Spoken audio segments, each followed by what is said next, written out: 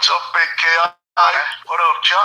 Yeah, what's the word, family? What's the word? My peace and love, man. I like that graphic, bro. I like that graphic, bro. That's Man, I just want to give a shout out to KI. The truth, man, what's happening to the big round table conversation? This is a family get together where we sit down, we have discussions, we have unbiased, balanced, neutral opinions and conversations. So if anybody wants to jump on, please feel free to drop your email address to Big KI. And let's get this shit popping. Notes are free. Respectful and Jordanlive as well.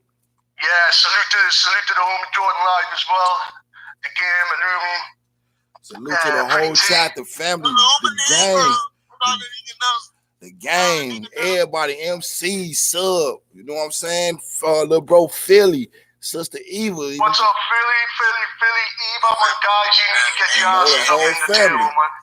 Hey, one time. Yes, though. What's up, 30? I hope you're doing good, motherfucker, though. You know what I mean? I hope your nuts are hanging a little bit lower than what your grandma's titties are, but it is what it is, motherfucker, though. You know what I mean? But that's up for 2020. I hope you have a good life.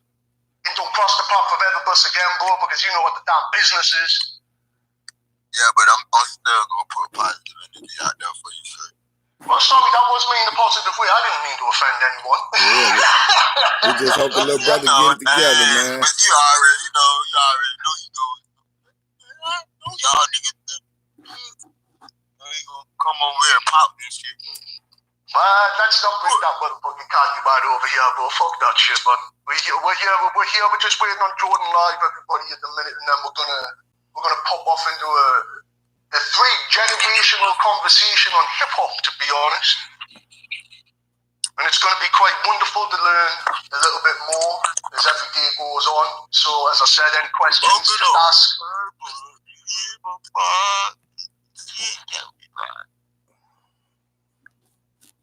So, how you been, K.I.? You know, salute. Jordan's in the building. What's going on? Just make sure the stream can hear. How y'all doing? All right. Salute. You know what I'm saying? We're about to have a real hip-hop conversation right now. A real hip-hop topic right now. So you know what I mean? I just got to say salute to everybody in the room right now. And I got to say salute to everybody right now, the family, the round table. It's about to be the new Avengers, man. We about to be the new, I don't even know what to say, bro. Justice League around this motherfucker, man. But yeah, y'all, if y'all ain't everybody who in my chat, you know, when y'all slide through, if y'all ain't on the live, y'all check out the video. Y'all definitely go over there and show some love and sub to Jordanlive and everybody else in here on the round. You know what I'm saying? You will see their names pop up. You know, everybody sub to everybody. Let's everybody start building their pages so we can get some truth out here, man. Right. I definitely agree. With that being said, I definitely got to ask y'all a question, right? And this is regarding as far as, you know what I'm saying, 90s music. When you think of 90s music, what pops into y'all mind when y'all think of 90s music? Hip-hop and R&B. Hip-hop and R&B. Let me ask y'all a question. As far as the 90s go, who would be your favorite 90s artists? Whether it be hip-hop or R&B. Who's your favorite 90s artist? A.B. and Rakim. Genuine. Oh, I gave Genuine. He was good in the 90s, bro. You know what it is, Jordan? You know what my point of view was like for the guy I'm about to see is he was the main reason I got into hip-hop. Never mind the fact that I grew up listening to it. It was Tupac, bro. I feel you. Yeah, I feel man. Well, in that order, I gotta say it to this, like, you know what you just said, sub. Like, my favorite artist personally though would be, you know, Eric B. and Rakim, but I'm drawn to different genres for different music, if you know where I'm coming from. So I can't just have a favorite. But you're still gonna sit back and appreciate it, though. You better know it, though. You better know it. It was eye openers throughout some of all music through time. Like me personally, if I was the one just to, you know, go off into another genre, I would have to put like, if I had to go with like, what's my favorite British artist, I would have to say Queen. And a lot of people would be like, well, damn, You know, but Queen rocked the fuck out. It is what it is. Exactly. Though, that's the beauty, though, because a lot of people don't really realize every genre is influenced by every genre of music available, though. Do you know what I mean? I was quite surprised when you seen Queen there, bro. Yeah, because a lot of people would say the Beatles. A lot of people would be like the Beatles just because they know they from Britain. But me personally, I think Queen was the best musical group that came out of Britain. That's just my opinion, though, y'all. What about the Rolling Stones, then, bro? The Rolling Stones is decent, but I'm talking about my favorite from just their period. I would have to say Queen. Why? Because I can understand and I can feel some of them. That's some music where you could sit down and literally relax to. Some shit you could listen to. They ain't telling you to go hurt nobody. They don't even. There's no violence in their music, if you ask me, though, cuz the words that they were singing, though, it had a structure to it, a slow meaning, if you will. Like if it's relaxing you, we know it's subliminal, but who cares? You're relaxed, though. I don't want to hear no music like, oh yeah, I'm finna go to the trap. I'm finna bang out all these, you know what I'm saying, disrespecting the women. Oh, we gonna bang out. Hello was definitely amazing too. Oh, I let you off. Costello. I used to all like indie and rock stuff as well, though. That like artists I'm trying to feeds it. British music is really good to a degree. Yeah. You know what I mean? Like a lot of the classics, again, as I said, I was surprised to hear KIC Queen though over the Beatles. Yeah, that's why I say, because usually when people hear Western music, like coming out of Britain, the first thing they think about, I did that. America loved some Beatles. You hear me? Man. I'm telling you. But Looney, let me ask you, bro, because I asked the family too. When you think of a '90s artist, right? Who's your favorite '90s artist? My favorite '90s artist, it depends. I was asking Looney, I've seen if what you know what I'm saying, what would, as far as the '90s music go, what would your favorite music be, or your favorite artist be, Looney? You ask me? Yeah. Okay, I'll just make it. I don't want to talk over nobody. If I remember rightly, though, Jordan, you said Genuine, and I give him his dues for Genuine. I said Genuine, but I got a couple more. He said Genuine, but go ahead, continue on, K. Genuine, I got Tupac, I got I wanted to say Biggie. You feel me? Hip hop, like that's like the top. And when nobody fucking with Tupac, like that's how I felt back in the day. Like, what? Like I don't care who you were, like you ain't fucking with Tupac, like, because of the image and what he stood for. You feel me? Like I felt like I could relate to him just because of how he was, felt like how he placed it. That's one of the things that I've noticed, bro. Like speaking with guys and everything else, like Tupac is really, really, really left his mark on hip hop, didn't he? Like in the short time that he was here. Like, and then it's like it's just like the name Tupac, and then like the type of person he was, you feel me? And then like just like listening to his interviews and you know the stuff that he talked about. You feel me? All right, let me. Like it's like you can relate to him, but I'm gonna be quiet. Now with the Tupac thing, Tupac was a big ass influence. We all gave him legend status. We did. He showed us shit that's going on in the city. Gave people who only heard about it insight to the shit. But with this being said, though, Tupac was mostly known for his movies throughout the 90s because he was still East Coast till he got something after he signed the Death Row. But Death Row was the reason why he died. You know what? Like we can sit and debate this stuff, but let me just see this. I'm going to put my point of view when I left it on one of KI's videos. Yeah, I think, right? God bless you. Hear me out. Hear me out, little bro. Yeah. The damage that happened to Tupac to me was, right, when he had to go to jail the first time when he got shot as well the night before. I think the whole influence with that in KI, I mentioned this on one of your comments, bro. The whole structure of going from the streets into jail, right, because sometimes there's something, right, and you just had to take a step back and see what the fuck is going on. You got some people woofing in your ear saying, your homeboy done this, your homeboy done that. I'm going to say this, whether you like to disagree with me or agree with me with this. Notorious B.I.G.'s Who Shot You is not a diss towards Tupac. It was recorded in pressed up before the shooting of studios. I am sick to death of stating in hip-hop that Who Shot You by Biggie was a diss to Tupac. That's dope. Yo, Lumi, I was just about to ask you, bro, what were you saying before, bro? I'm gonna give you your time. Oh.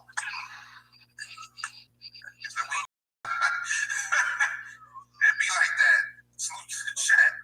Yeah, everybody on Let's Talk right now. Yo, salute to everybody in Big Chaos room right now. Loyal to TIC, what's going on? Salute to Jordan, old chat. Exactly what you were saying before? Oh, no. I was saying,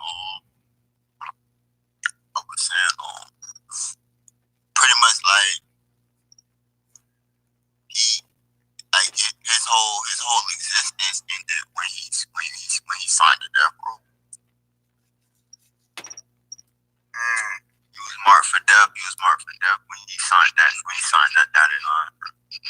I don't think so, but I think that I've said this plenty of times and I'll state it again. Who is Afeni Shakur in the family? Pac was born with a cross hair on his back. He was just waiting for his book to be closed. No disrespect to the legend, right? People haven't understood, right? The reason in my eyes Tupac got completely cut down, right? And it wasn't no street thing. I don't believe that Orlando Anderson had got him killed him, right? Salute It the is loyalty deeper than team. that, right?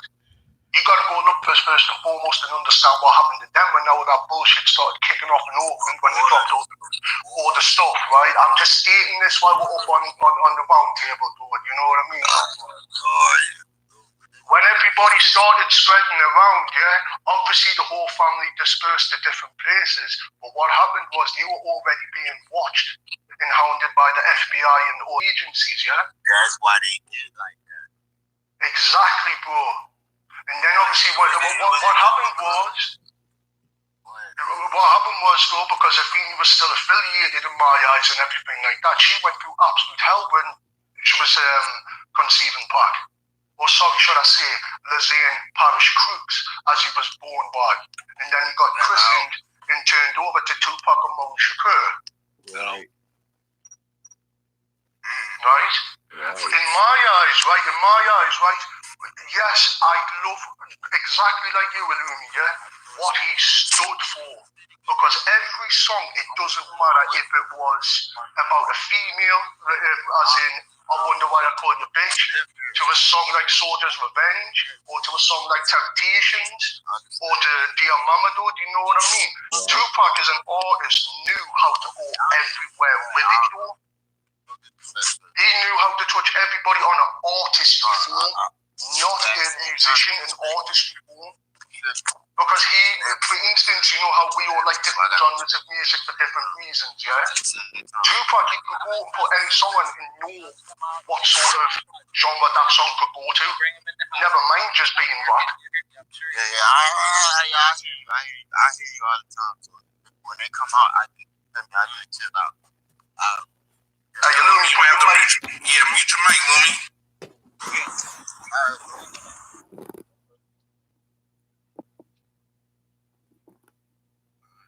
So yeah, I definitely wanted to just speak on as far as like y'all 90s, man, because I as far as like getting the information, like I have to hear it because I hear from so many people, right, that the 90s music is when this hip hop thing took a turn. And I want to know from the generation before me, where did it take that turn? Was it the Biggie and Tupac thing? Was it the whole, it seemed like the D-Boys and the Pushers is getting a shine? Way 2000 music. Let's be honest. That shit the 2000s trash. had its moments, but the 2000s was, woo. Man, that shit was trash. Ki, could I get your opinion first, please?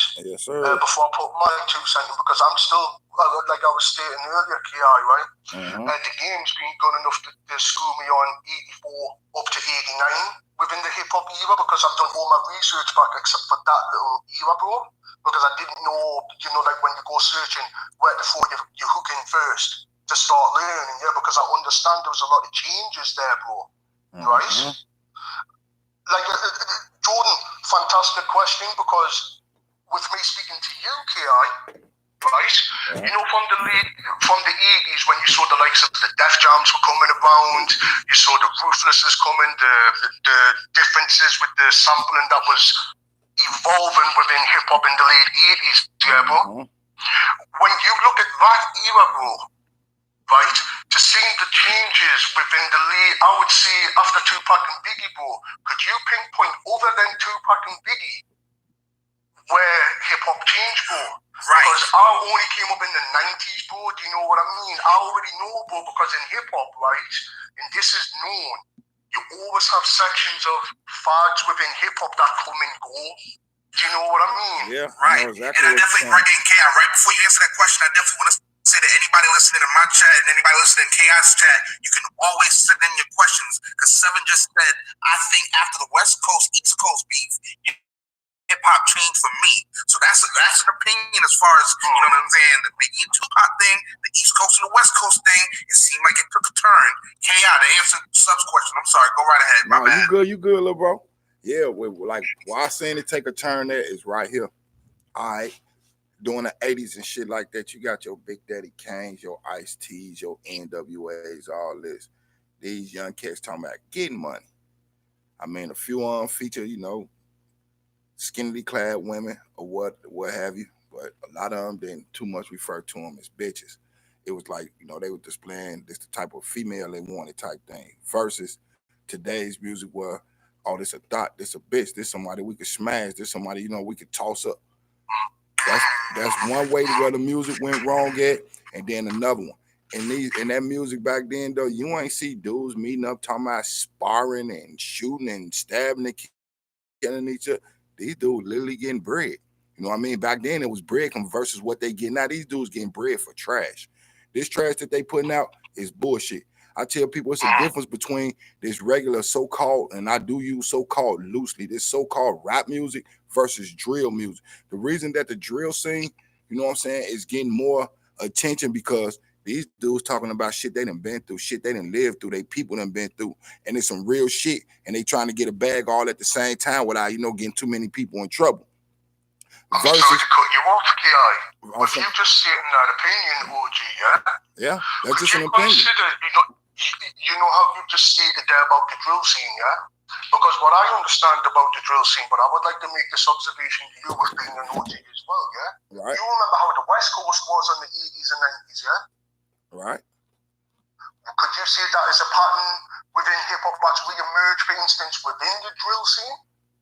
Because if you go back to the LA hip-hop like I learned, NWA, F the Police, Straight Outta Compton, these were songs that had messages. Do you know what I mean? Right. With something that was, like, for instance, I've always understood 90s hip-hop because of lyricism. Because, for instance, you could put a Big Daddy Kane track on in the 90s. Right. In a Gangstar track, in a Mos Def track, in a Tupac track, and a Wu-Tang track, Each song is a complete different song. 5 different topics, 5 different subjects. I can feel you on that. Let me ask you this. Would you see the emergence of, say, the 2000s era, KI, Because 90s, I will state, was all about lyricism. From 1990 to about 19... I would actually say 2000. The whole 10-year decade was all about the lyricism. And that's why I place it at, too. When I say when we get to past 99 and 2000, music totally lost me. I just didn't want to hear it no more. It's like everything they work for and build up and set a pattern for us, to stay on the right course with the majority of the music, because all love and wasn't all that.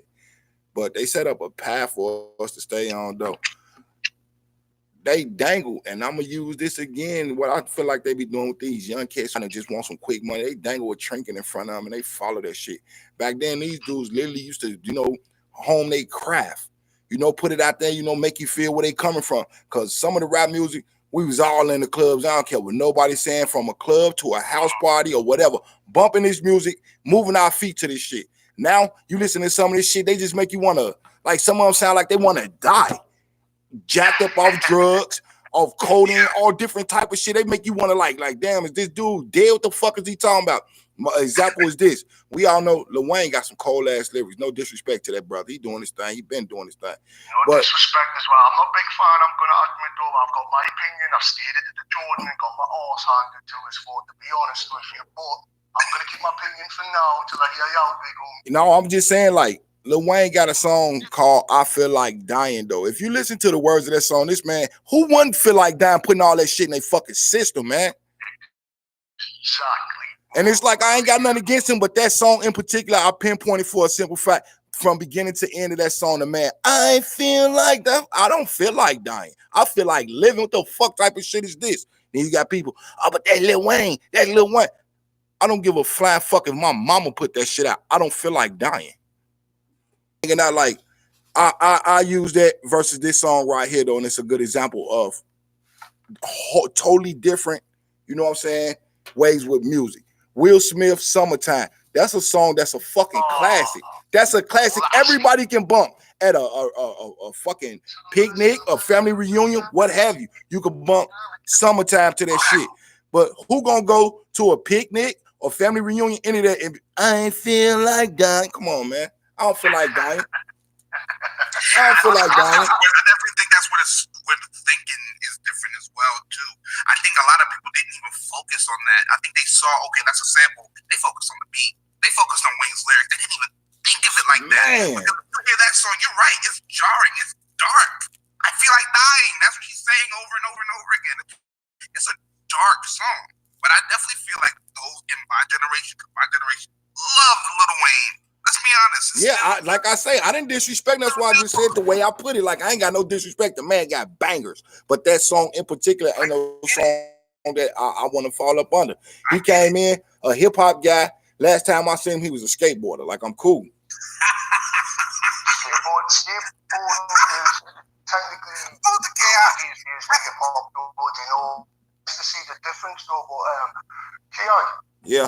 I got a question to ask you, bro.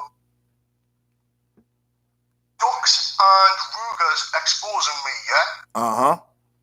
Versus Hit 'em Up by Pac. Hear me out, brother. Uh-huh. Hear me out with this, yeah? I love battle rap. I don't give a fuck what anybody says. You need to learn battle rap, okay? When you are coming at people on a diss, it has to be a defined track on two elements in my eyes, yeah? Yeah. The feeling, as in the touch of what you do to that person, in the rawness, as in how it's done, yeah? Right. You mean like the performance? No. I'm on about when you're in the booth, bro, right? This is what I loved about Tupac, yeah? Mm-hmm. Right, I've heard 4 versions of Hit 'em Up. Right? Right. 3 OG original versions and then the retail version, yeah? Because he had to change for the retail version as well, right? Mm-hmm. What I love about battle rap is you remember the aggression, the foulness, the tension and everything that you bring. But at the end of it, you just shook hands. And it was over with. Over with. I'm not talking about the walking away bit, bro, right? What I would like your opinion is, bro, right? Mm-hmm. I know me and you both lived through the Tupac era, right? When Hit 'em Up dropped, but I'm not gonna lie. I was only, when was that, 96? So I was, 11-year-old, bro. So I wasn't out in the clubs, though, you know what I mean? Right. Could you tell me, right, bro, because I know you're tuned up with your Chicago stuff as well, yeah? Could you, or would you consider the influence that Exposing Me, the Ruger and Duck version did last year, could you consider that as a modern day version of a type of track like Hit 'em Up, bro? It's definitely a diss track. It's definitely a diss track. Could you say the influence was just as big? Or like with the purpose of the track, do you think it was just as powerful as like it was when Hit 'em Up came about? Because the reason I'm bringing this about is, right? Yeah. A lot of people know on a exposed national level of Hit 'em Up as one of the first mainstream diss tracks, yeah? Right. That got like really, really big hearings, right? I know how big the drill scene is, regardless, Right. because it's influenced the UK. It's all over the world, right? Would you say, with the modern day Chicago, bro, could you say exposing me had a similar influence or the same influence as what Hit 'em Up did for us, bro? I say it like this: citywide, you know what I'm saying, man, people look at things different from the west side to south side to the east side, you know, a couple of people up north. But the influence like Pac had with it, it can go in that direction if it gets big enough. But right now it ain't big enough to tell. That's just my opinion.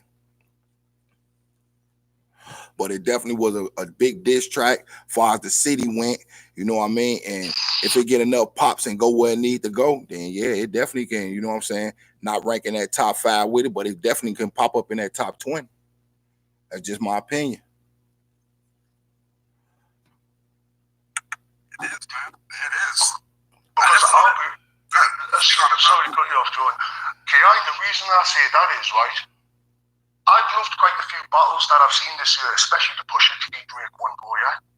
When Pusha T dropped that diss on Drake about his son, I was just like, you know what, bro, I'm back in the motherfucker. I ain't scared with this shit, bro. I was like, God damn. And you know what, son? You know what I mean, bro? I was just like, where the hell did this sprinkle come from, bro? And I gotta say this. Respect to Drake, right? I'm gonna give respect to Drake. I'm sorry. Talk about it. You can see, I'm not a big, like, I like Drake as a hip-hop artist when he first started.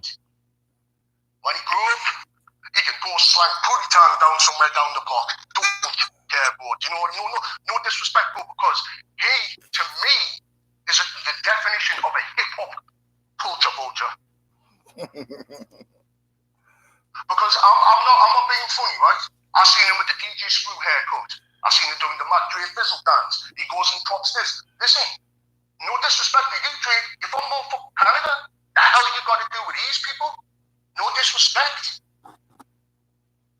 Why are you trying to bring something back, though, right? What it's already, right? What people don't understand is, right? Yes, I understand mainstream bring different types of people together. But if you are a hip hop artist, right, you should be educating them, yes, not by bringing them back up, by saying, look, this is how I'm going to go and check what hip hop is about. Because, like, for instance, a rap battle's got to be personal, a love song's got to be personal. If you're talking about personal issues, do you know what I mean, bro? Because let me interject there, because when you mention him, Pusha T talking about Drake's son, I was gonna say I give Drake respect in saying, you know what, I'm gonna bow out of this because now we took it the next step. Now, forget about the fact that you ruined whatever thing I had with Adidas or whatnot. Forget about the shoe deal or whatnot. You exposed something that I was supposed to expose. You said something to the world that I was supposed to announce. You know what I'm saying? Drake was supposed to announce that he had a son, not Pusha T. At the end of the day. But listen, I'm happy you said that, though, yeah? But KI, correct me if I'm wrong, isn't that one part of the scripture of battle rapping, bro? You find something nobody knows about and brings it out. Because what Pusha T potentially did, right? And this is what a lot of people, I don't think, really have a good balance with, right? The elements in the root of hip-hop. Because you've got to think of hip-hop is catering for what, 4 or 5 generations? From elders to youngsters. You've got Drake predominantly more, no disrespect to him, 25 and under. You've got Pusha T, who's probably got fans from 18 to 50. Do you know what I mean, bro? Yeah. But like, for instance, bro, right? Pusha T brought back one element, right? And that is what surprised me with this modern day hip-hop of his look. Battle rap, yes, on the underground scene, it is what it is. We all know it is if you go and watch it, yeah? But to show something like that, bro, to you guys, especially Jordan in the generation below you, will be a slap in the face and be like, yeah, look, you don't know what I do. I am hip-hop. Go and check what I do. Why is it that I always see people ignore that? Yeah, man, because they so stuck in their lanes and whatnot. Go ahead, continue, go ahead. No, I have to ask you that, Jordan, because obviously with you being, with how old you are, bro, I'm still trying to understand, right? And from 90s hip hop was all about learning, putting together, having a good time. Technically, yes, you had your gangster, your horrorcore, your chopped and screwed, your east, your whatever, yeah. But it still didn't matter if there was a message behind it, whether it was a positive or a negative, right? There was still a message of some form, yeah. When in Jordan, in your generation, did it get lost? For me, growing up, right? Because again, of course, I was born in 1991. So let's be honest, you don't really start. When do you really start processing music as a human being, like processing it? Before you hit the first, before you hit 10 year old, because it's an influence around 9. True, that's true. 10-year-old. Yeah, like an 8, 9, 10-year-old, right? Go ahead, son. Yeah, it's because obviously with your development, though, because you're already used to it, though, but it's you're learning and getting the understanding, bro. Do you know what I mean? I learned when I was 4 back, just learning music myself, bro, as we discussed, yeah. I'm usually 9, 10-year-old is what I can remember back to. And then I've got to go ask whoever, though, do you know what I mean? So I definitely remember, I would say, you know what I'm saying, really understanding what music is. Okay, there's pop, there's rock, there's rap, there's R&B. Getting to understand it, right? For me, I would say it started getting lost for me when, especially in my generation, we started paying attention more to the beats, what thumps, what bass they have. I noticed with my generation that, yes, at the same time, you can't, well, I mean, let's be honest, there's some people that wasn't saying anything and getting popular, right? But I definitely feel like at a certain point, it became about what kind of beats are you using? Who's producing your music for me? Because I just noticed that the lyricism, especially coming up in the 2000s, dipped hard. 2007 was a terrible year for hip hop and rap. I was just gonna ask you what period of time. 4 words is this artist. Soulja Boy, Tell Him. He had the number 1 song. I'm no disrespect, yeah, right? He had the number 1 song in the country at one point, sub. I ain't gonna lie. I ain't gonna laugh. I opted up my damn self, bro. It was a good song because you know what? I'll tell you why, bro. K.I., back me up, bro. Doesn't that just represent party hip hop, bro? Pretty much. You go back to the 90s, bro, and look at 69 Boys, Future, bro, 95 South. Do you know what I mean, bro? Mm-hmm. But I didn't understand this, bro, because you know what it is, bro? In 2007, do you want to know what I was bumping more of compared to hip hop? What's that? Reggaeton music, and I don't even understand Spanish, Portuguese, none of that, bro. Yeah, I'm with you. Real, bro. Because you know what it is, bro, right? With me, yes, it's about the beat, right? But one thing I have learned, bro, right, because of obviously my issues and stuff, right, is tone of voice plays wonders. Do you know what I mean? If your voice can fit onto a song, it doesn't matter what genre it is, it's going to be good. Mm-hmm. I think that Soulja Boy song took it from being good to garbage in one song. Yeah, and if y'all go ahead. No, go ahead, bro, because I got something to elaborate. But go ahead, I'm gonna let you go on. I was just gonna say it definitely shaped as far as America's ear. It's just like, oh, okay, this is what's hot. Because again, it was number 1 in the country. Just to let you guys know, Soulja Boy, I think, if I'm not mistaken, is the youngest artist ever to have a number 1 song written and produced by Soulja Boy. He produced that track on Fruity Loops. Yeah, he did though, but I don't think he produced it. I think Cali Paul executively produced it. I think he executive produced it, but Soulja Boy definitely produced it on Fruity Loops, bro. Yeah, but bro, the thing is though, right? What I remember was I was just getting back into music production then, bro, in 2007, yeah? Because what started happening was, right, and I'm still working it out, but hear me out.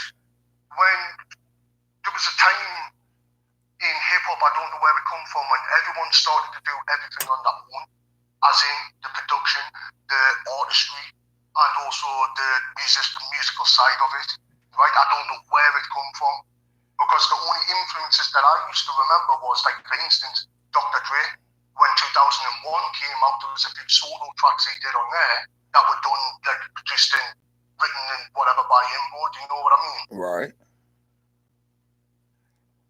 But I say that to say this to that question that was asked in the beginning. Because, like I say, I won't sit up there and, you know what I'm saying, just come out with an answer, because sometimes you need time to think about it. But I'm listening to you brothers while y'all talk. And here's why I say that all music, and it's just not hip hop, R&B, reggae, none of that. Here's why I say all music, in my opinion, went wrong. When they introduced auto-tune to music, that shit destroyed music, in my opinion. I want to hear who you are.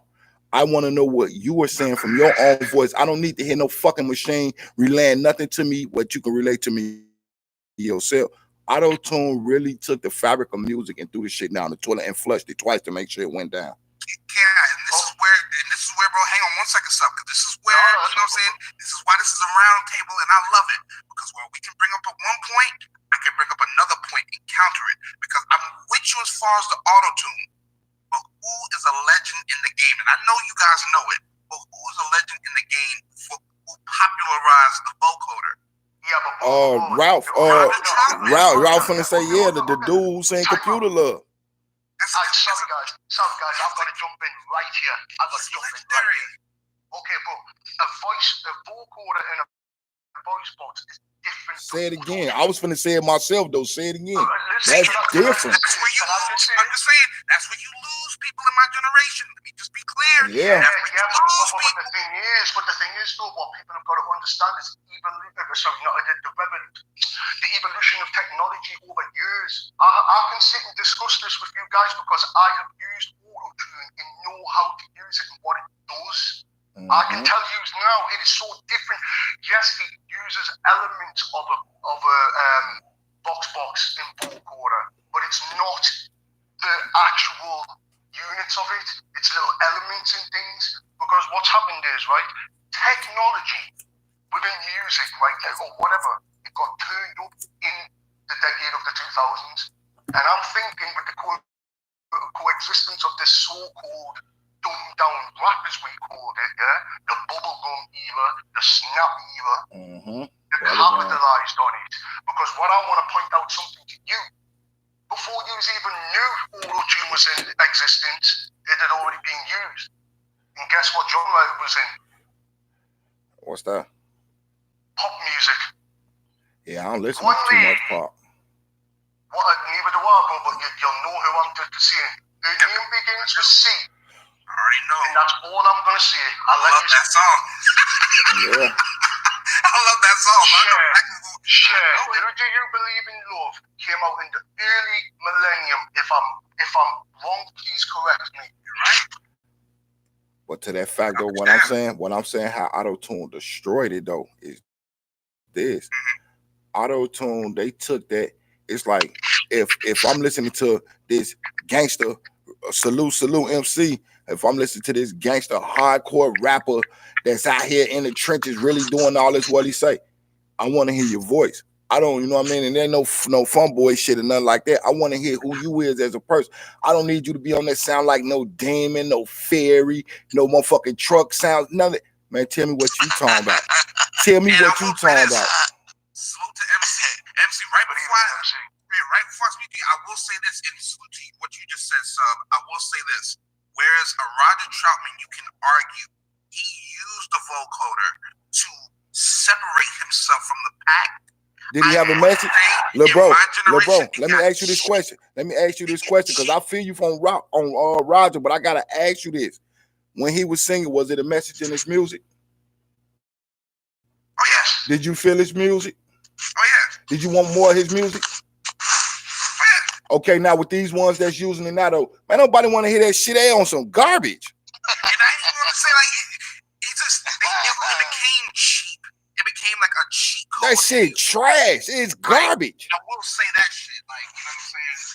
Whereas you had a Roger who would make the music to differentiate himself from the pack. You have a Future who, you know what I'm saying? Right. Can't rap at all. In other words, if you're going to use it right.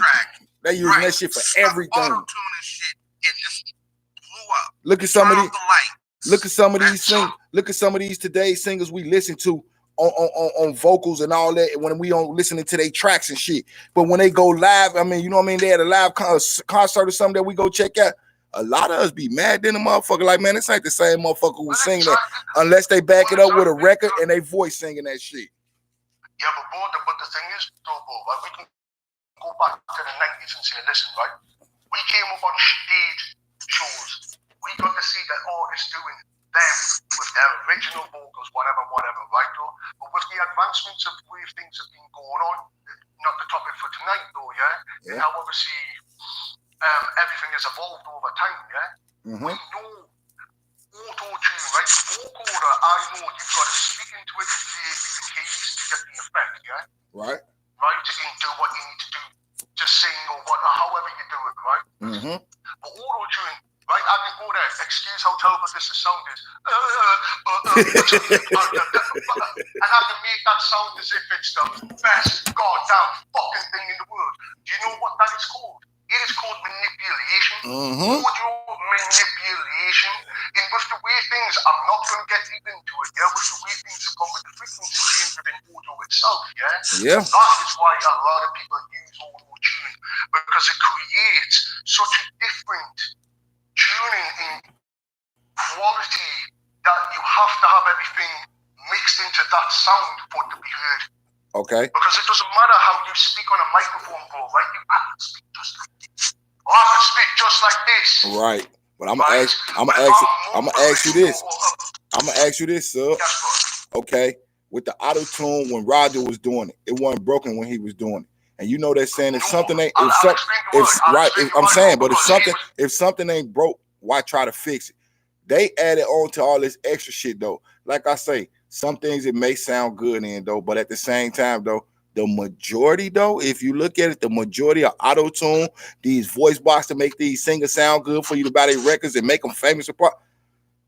It used to be these dudes used to really get out there and get on their grind to get to where the fuck they was getting to and was getting paid peanuts. Now they just get them a bag of peanuts first and tell them, okay, lay this down, say this, and we're gonna put it out there like this.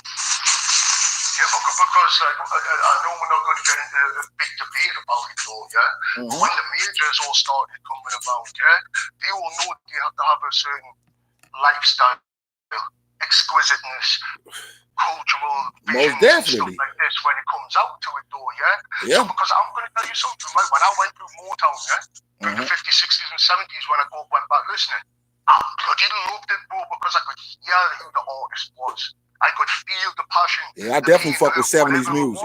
I fuck with 70s music hard. 70 and early 80s. I'll listen to everything wherever it takes us, bro. You know what I mean? But I'll tell you everything, bro, even with the music that I listen to, bro, because I listen to like a lot of cultural stuff with being from where I am and stuff, bro, yeah? And things like this. I need to ask you this, Ki, and please, everybody else, chime in with this, yeah? I was meant to ask you the last time, but I've just remembered, yeah? Yeah. When in hip-hop, did Eastern music meet the West? Me personally, I always say it was with Timberland that mainstreamed it. Okay, I love you people, Timberland. Timberland, bro. No, you know what it is? Timberland is one of the most slept-on producers in my eyes. Say it again. Tim is the beast. He ain't slept on over here, son. We give him his credit over here, bro. Yeah, but Tim definitely put the East music in the limelight. He mixed it in with his music. Oh, he gave us Genuine. He gave us Missy Elliott. He gave us Aaliyah. He gave us Justin Timberlake. He gave us Nelly Furtado. He gave us a classic album. And I don't care what you think about this opinion right now from me. You know, Shock Value, the very first one, is a defining album in music. Because there is so much culturalism in music itself on that one CD that anybody who is in the correct frame of mind who loves music will find a song on that album. I swear to God, man. What's the name of it? Shock Value, the very first one, you know, the way I are. Yep, I remember that. The album that came off, bro. There was rock on there. There was punk on there. There was the Indian song from there, bro. There was R&B. Elton John was on there, bro. 50 Cent was on there. The Way I Are was on there as well, bro. There was another Nelly Furtado track, bro. That album, for music itself, in my eyes, was defining. For my generation, I would say at least. Yeah. Because I completely agree. Timbaland played a big part of it. Yep. But you know who I really think brought it more to the mainstream? Speak on it. DJ Quick. He produced that. Truth Hurts Addictive, bro. Yeah, Quick always been on his grind though. But yeah, I can see where you coming from on that one. But I'm talking about like putting it right on the world stage though, because remember Timbaland, he had some hitters on his team during this time. And like you said, with Nelly Furtado, and then some of the beats that he was dropping was Middle Eastern beats. And a lot of people would sleep on that. They were just vibing to it because they heard music. It was Timbaland and it was artists that they know. But they missed, some of them missed that whole point of like, listen to what the music he's playing in the background. Listen to the beats of this. Man, I rock out on some of that shit. I still rock Timbaland, man, on the real. MC, let me ask you. What up? What up, man? Let me ask you a question, brother. Let me ask you a question, because I asked everybody in the roundtable the question, right? As far as your favorite 90s hip hop, as far as your 90s R&B artists, who would they be? Hip hop. Yep, just strictly hip hop. 90s. Hip hop. It is. Pac, my favorite from shit till he died. How about R&B? Well, he had us from 93 till he died. Pac was running R&B. I had to go with man. I had to go with goddamn it, Keith Sweat or R. Kelly. Okay. Nothing wrong with that, man. Nothing wrong with that. To answer the question, as far as my favorite R&B artist in the 90s, of course, it's D'Angelo. Y'all know. Y'all already know. Y'all already know. 90s R&B. Y'all already know. That's the GOAT, in my opinion. But, you know, it is what it is. Who was D'Angelo? That ain't the nigga who got naked, is it? But I still get all oiled up on the goddamn. Looking like this Superman just fresh off the imagery, okay? Fuck the imagery. I'm just saying as far as the music goes, bro. The inspiration to be 21 to write, produce, arrange, compose your own music is crazy talent. Yeah, but in the 90s, man, Keith rocking their ass up. Wasn't that I was going to say that, man. Keith Sweat and R. Kelly's the talented brother wrote his own music, produced his own music, not only his own music. Was killing it. Yeah, Sweat was doing his thing. What was the other dude name? Aaron Hall? From Guy? Yeah. Guy, they was doing some shit too. Could I ask you guys a question then, yeah? What did you think of Drew Hill? Drew Hill was all right until they jumped on that boy, until Cisco jumped on that bullshit. I won't even say the rest of the numbers. I don't even want to talk about that bullshit. Cisco. Fuck that shit, yeah? I don't care about Cisco. That entered the Drew album, bro. What did you guys think of it when it first came out? From listening to R&B in the 90s? Because the reason I'm asking is, I love R&B, but it's never been for me. Right. Do you know what I mean? Yeah. Hip-hop introduced me to R&B. Because Jordan, I know I was seeing like Jodeci when they were Death Row days was starting to introduce us to R&B within hip hop. I was also thinking another big song that I loved that was hip hop R&B was the 112 Biggie Only You remix. Right. Because it was different to hear it, and then Mary J. Blige dropped the remix with Smith and Wesson. Yep. Did you know what I mean though? Because in fairness, the one who got me into R&B, honestly, is Baby Girl Aaliyah. That's all. Right. And I was going to say, as soon as I heard Hot Like Fire, the remix. And with Mary J. Blige, the only reason I started really pumping her music though, because she had that You All I Need remix featuring Method Man. Like, okay, that song right there is a classic though. Both from the original version and the version that Mary made with Meth. Them is classics to me. Oh, Lady Live's in the building. Yeah, salute. Let me go ahead and give a special shout out. Lady Live's in the building. Salute, Lady Live. Lady Law, would you like to jump up on the panel, sister? Because if you can, we can add you to the group, girl. Up to you. Salute to Lady Live from Big KI. Salute. Y'all go subscribe to sis if y'all ain't already subscribed to her on my page. Y'all go subscribe to her channel, man. Real talk. Do that for me. Go ahead and put the link to the description in the chat real quick. Yeah, we're about to give her some love, yo. Yes, indeed. Family too. Yeah, I just have to. So let me ask you a question, Sub. So you said that you wasn't necessarily into R&B. You said hip hop is the reason why you even knew what R&B was, if I'm not mistaken. Yeah, because like really, I came up with prior to hip hop when I was just a youth growing up, right? It was mainly like classical and day-to-day commercial radio music. Do you know what I mean? For the late 80s, I never understood any particular genres until my brother started introducing this to them. Because when I was going through the culture of hip hop, other than hearing the likes of the Chronic and Doggy style, you know, with the choruses being sung and stuff, I never really heard anything else with a sung chorus until I started coming across little bits like the 112 tracks, the Drew Hills, in particular that Method Man Mary J. Blige track. As soon as I heard that, I was just like, what is this? Do you know what I mean? And that's when I started when, for instance, I didn't know who Mary J. Blige was, but I knew Method Man. Right. As soon as I heard that song, what am I going to do? Hang on, I love Mary J. Blige's voice. Who is she? Where's she from? I'm going to go see who it is, innit? Oh, no, bro. Jodeci the same. I don't know who these people are, but I'm hearing them with somebody who I like. So there must be a reason for that. Do you know what I mean? So I go do my research, and that's how I come across like R&B, different genres within hip hop as well. That makes sense. Makes sense. MC, you in here, man? Yeah. Yo, so let me ask you another question that we asked a little bit earlier, right? In your opinion, right, where do you feel rap or hip hop, however you want to describe that, right, that genre, where do you feel like that genre took the turn to just in the fucking dirt? Where do you feel like it just took, just like, you know what, I'm done with this modern rap shit? Man, probably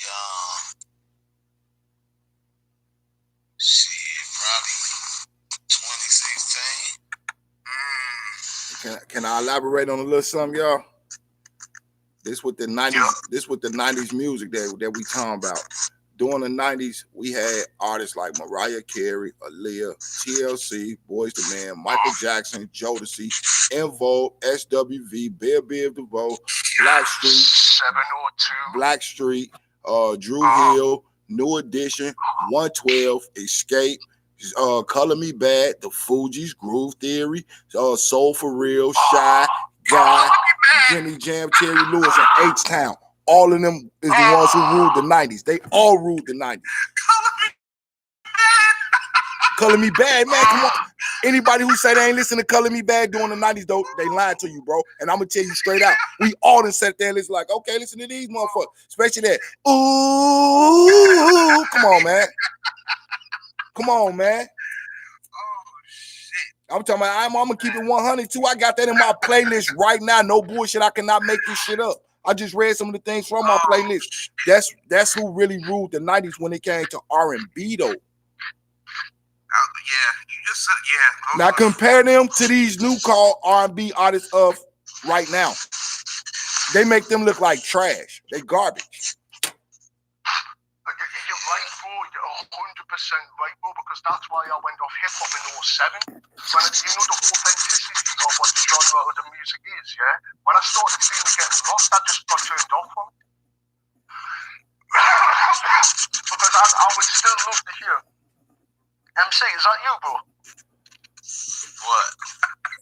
I think your microphone's scratching up and down or something, bro. Man, get out of here, man. That ain't me. Hey. I'm just there. No disrespect, OG, but sometimes you're out and about in the public, though, and I hear noises, though. It's just because I'm wearing headphones, bro. That's why it's hurting my ears a little bit. Whatever that background noise is. Hey, but here's another one though. When then if we want to go into the hip hop artists of the 90s, we gonna say it like this. We always gonna, me personally, this is just my list. I know y'all might start off with somebody different. Tupac is number one. You know what I'm saying? That's on my list. That's my opinion, but I'm gonna just run down the line of what I got in my 90s hip hop archive that I'm looking at right now. I got Tupac, I got Jay-Z, I got Snoop Dogg, I got Wu-Tang Clan, I got a Tribe Called Quest, Public Enemy, Outkast, De La Soul, Method Man, NWA, Beastie Boys, Mobb Deep, Gang Starr, Fugees Again, Run DMC, Naughty by Nature, Cypress Hill, Airbnb, Rakim, Old Dirty Bastard, Salt and Pepper, Ghetto Boys, Bone Thugs and Harmony, Big Pun, Pete Rock and CL Smooth, EPMD, The Roots, Digital Planet, Digital Underground, Heavy D and the Boys, DJ Jazzy Jeff and the Fresh Prince, Brand Nubian, The RZA, Andre 3 Stacks, UGK, Boogie Down Productions, Arrested Development, Soul of Mischief, Goody Mob, Main Source, Native Tongues, House of Pain, TLC again, Junior Mafia, Das Effects, Leaders of the New School, Breadman and Method Man. Come on, man. Them the 90s, them 90s right there of hip hop. Compared to what, now compare that shit to what we got today though. Like I say, you're gonna get the same result as you get it from R&B. They make these new ones look like garbage. I'll tell you what I'll do, Ki, with you doing that as well, bro. I've got a Spotify playlist, bro, what's created with 48 hours of hip-hop. Oh yeah, you got some shit then. That's just my shit on the surface. You got some shit. Bro, as soon as I've rolled, bro, yeah, I'll sit through as well, and I'll show you some of the stuff, though, that I grew up listening to, because I know with you guys as well, right? You just probably think, how am I so knowledgeable of hip-hop? I'll show you why from a playlist. Do you know what I mean? Right. Because this is, again, it's stuff I grew up on, because you know what it is? I hate Tim Westwood now, yeah? But if it wasn't for Tim Westwood, I would not know hip-hop.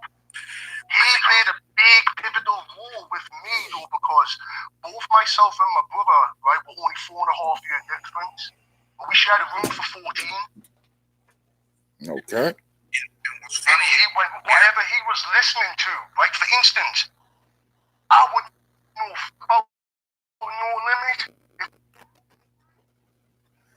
Rock-A-Lot, the East, the West, nothing if it wasn't for my brother. And the one thing I will always give my due respects to my brother for was introducing me to Outkast and Goody Mob's first albums. Yes, in indeed. 1995. Yes, indeed. Them two The albums, Dungeon family, the entire Dungeon family. Listening to those albums. Yeah, I didn't even realize. I'm sorry, go ahead, Kat. Now, I was just going to say, like from that 90s list that I just read now, with my 80s list, listen to the characters the artists that's still in from there, because I ain't going to run through all of them. We still got Run DMC from the 80s, Public Enemy from the 80s, NWA from the 80s, Beastie Boys from the 80s, Airbnb, Rakim, De La Soul, EPMD, Salt and Pepper, Jazzy Jeff, Fresh Prince, Boogie Down Productions, Gang Starr. You're going to hear something come in that's new. A Tribe Called Quest, Kool Moe Dee, Jungle Brothers. You know, they even had Pac. He was in the 80s doing his things over there. The Sugar Hill Gang, the Fat Boys, Grandmaster Flash, Third Base, Heavy D again, the Ghetto Boys. You know what I mean? It goes on. 2 Live Crew, Juice Crew, Kid and Play, Native Tongues again, Cool G Rap and DJ Polo, Cypress Hill again, Nice and Smooth, Treacherous 3, Will Smith again, Funky 4+1, Rob Bass, DJ Easy Rock. You know what I mean? Even Aerosmith is in my shit. The Bomb Squad, Cool Crush Brothers. You know what I mean? Audio 2, Brand Nubian. Even Vanilla Ice falls up under that genre. Pete Rock and CL Smooth. The Roots again. Big Punch and Digital Underground. Come on, man. They even from the 80s, though. And then take a look at when we hit that 2000 mark, a lot of them just seem to vanish, and we got these fuck boys. I'm just calling it out. That's why I compare like my music that I listen to. Like, okay, you from this era, you moved into this decade, and then into this one. Then when they get into the new millennium, you just disappear. And then we see symbolism in our music, demonic shit in our music, demonic words in the music. Like, I don't want to dress up like a demon.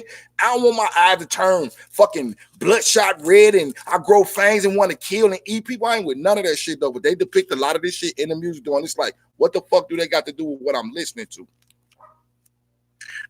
you, man. Like I definitely will agree, man. Like for me, I would definitely say, I guess I asked MC 2 different questions because I I would definitely say I noticed, me personally, in my music, listening career, just in 2007, so when came out with Crank That, I was just like, wow, we're going down the tubes here.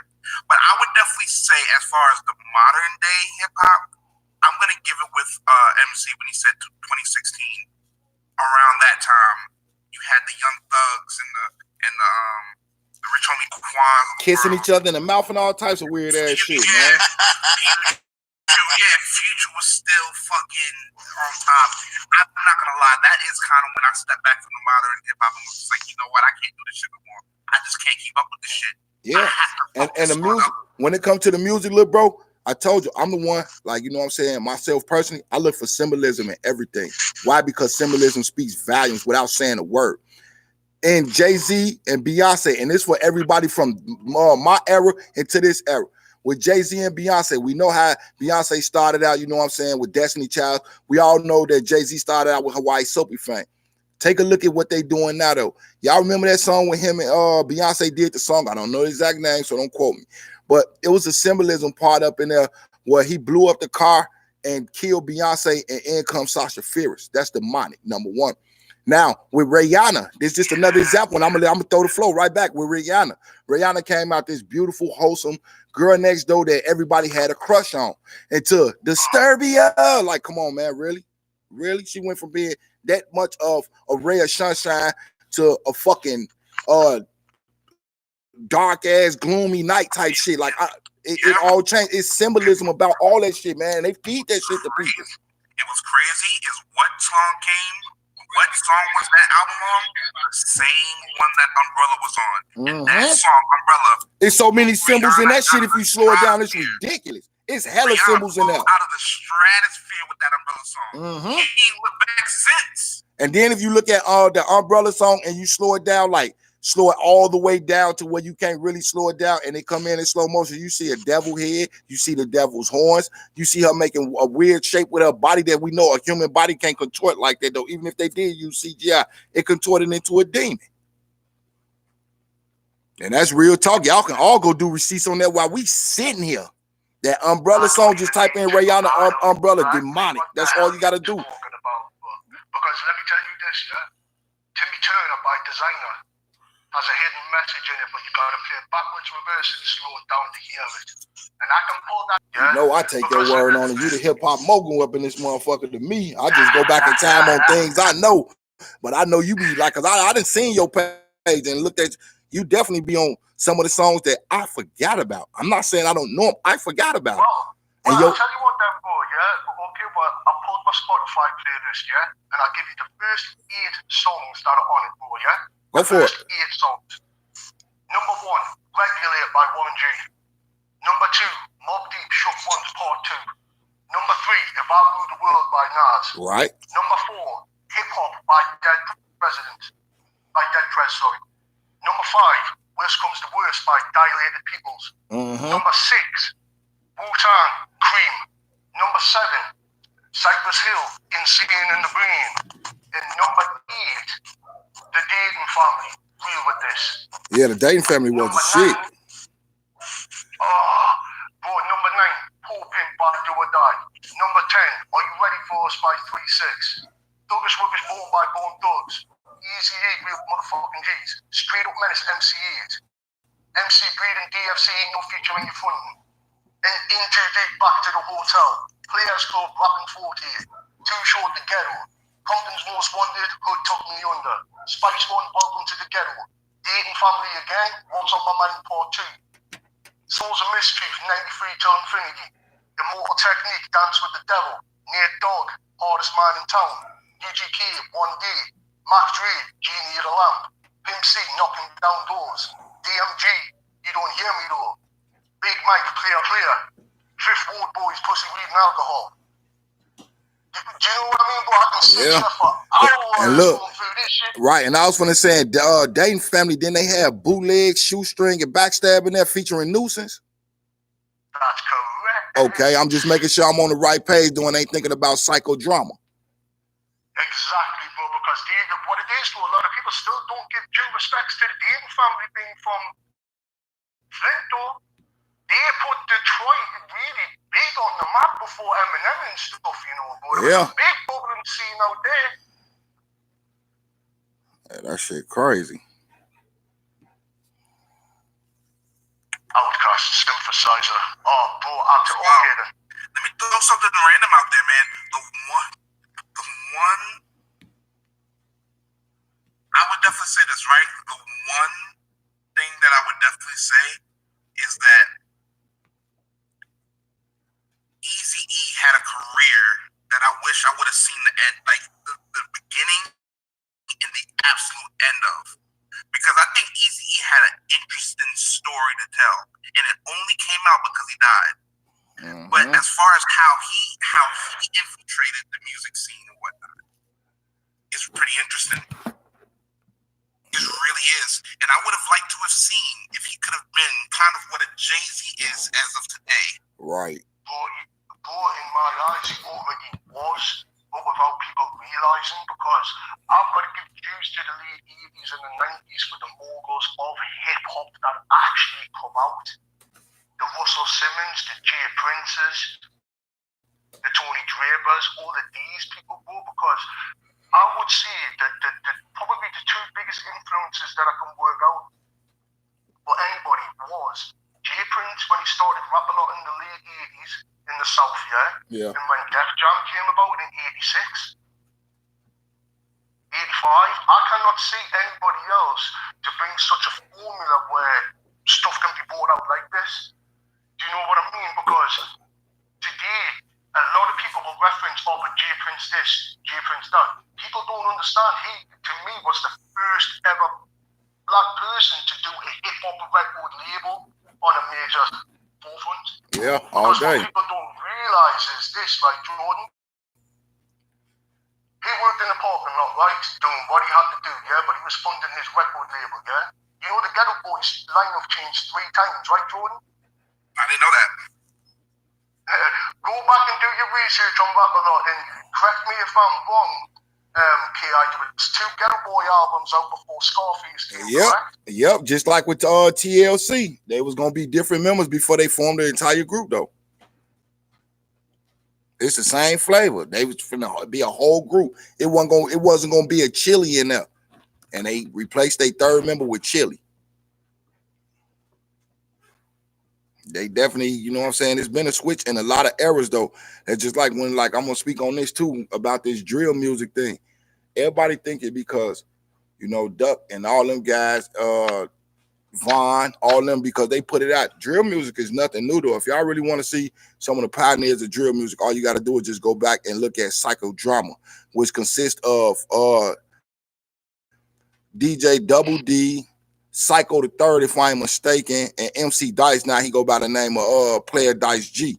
But them dudes was the original drill, some of the original drill dudes, real talkers. They was talking about some of the shit these dudes talking about, but not in detail like they doing it. Can I ask you a question now, please, K.I.? Yeah. How influential was Twista when he first came out in 91, bro? Because Jordan... Twista had a lot of people copying his style. Right. I need to school everybody right now, Jordan, so pick your ears up right now. In my eyes, and you can debate this amongst yourselves, right? Mm-hmm. The chopper style that we know now was created by Twista.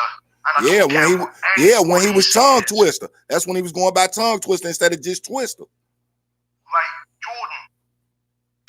Twista released an album in 1992 called Tongue Twister. Yep. If you want to hear the early days of tongue twisting, chopper flow, go listen to that album, because there's a song on there called Scat, as in, you know how they speak within jazz music? Yep. And in my eyes, that's where the chopper flow came from. That man had so many people goddamn copying his style. It's ridiculous. But one thing about Twista, when Twista rap and do that fast shit, you can understand every word he's saying though. A lot of them dudes, they be like, man, what the fuck did he just say?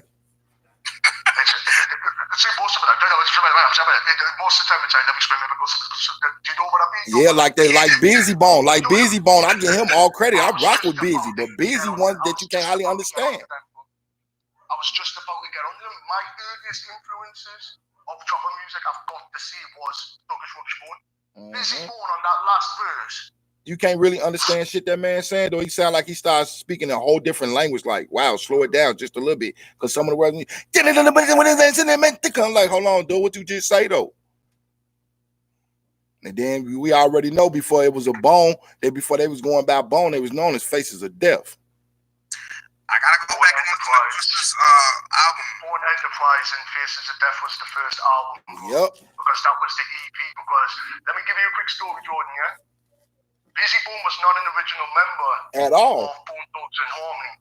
What happened was, yeah, you heard the stories when Bone Thugs went out to LA to go meet Easy, yeah? Mm-hmm. Busy was the connect, bro. Busy took them to Ruthless. Yep. Busy was the one who got everything sorted out.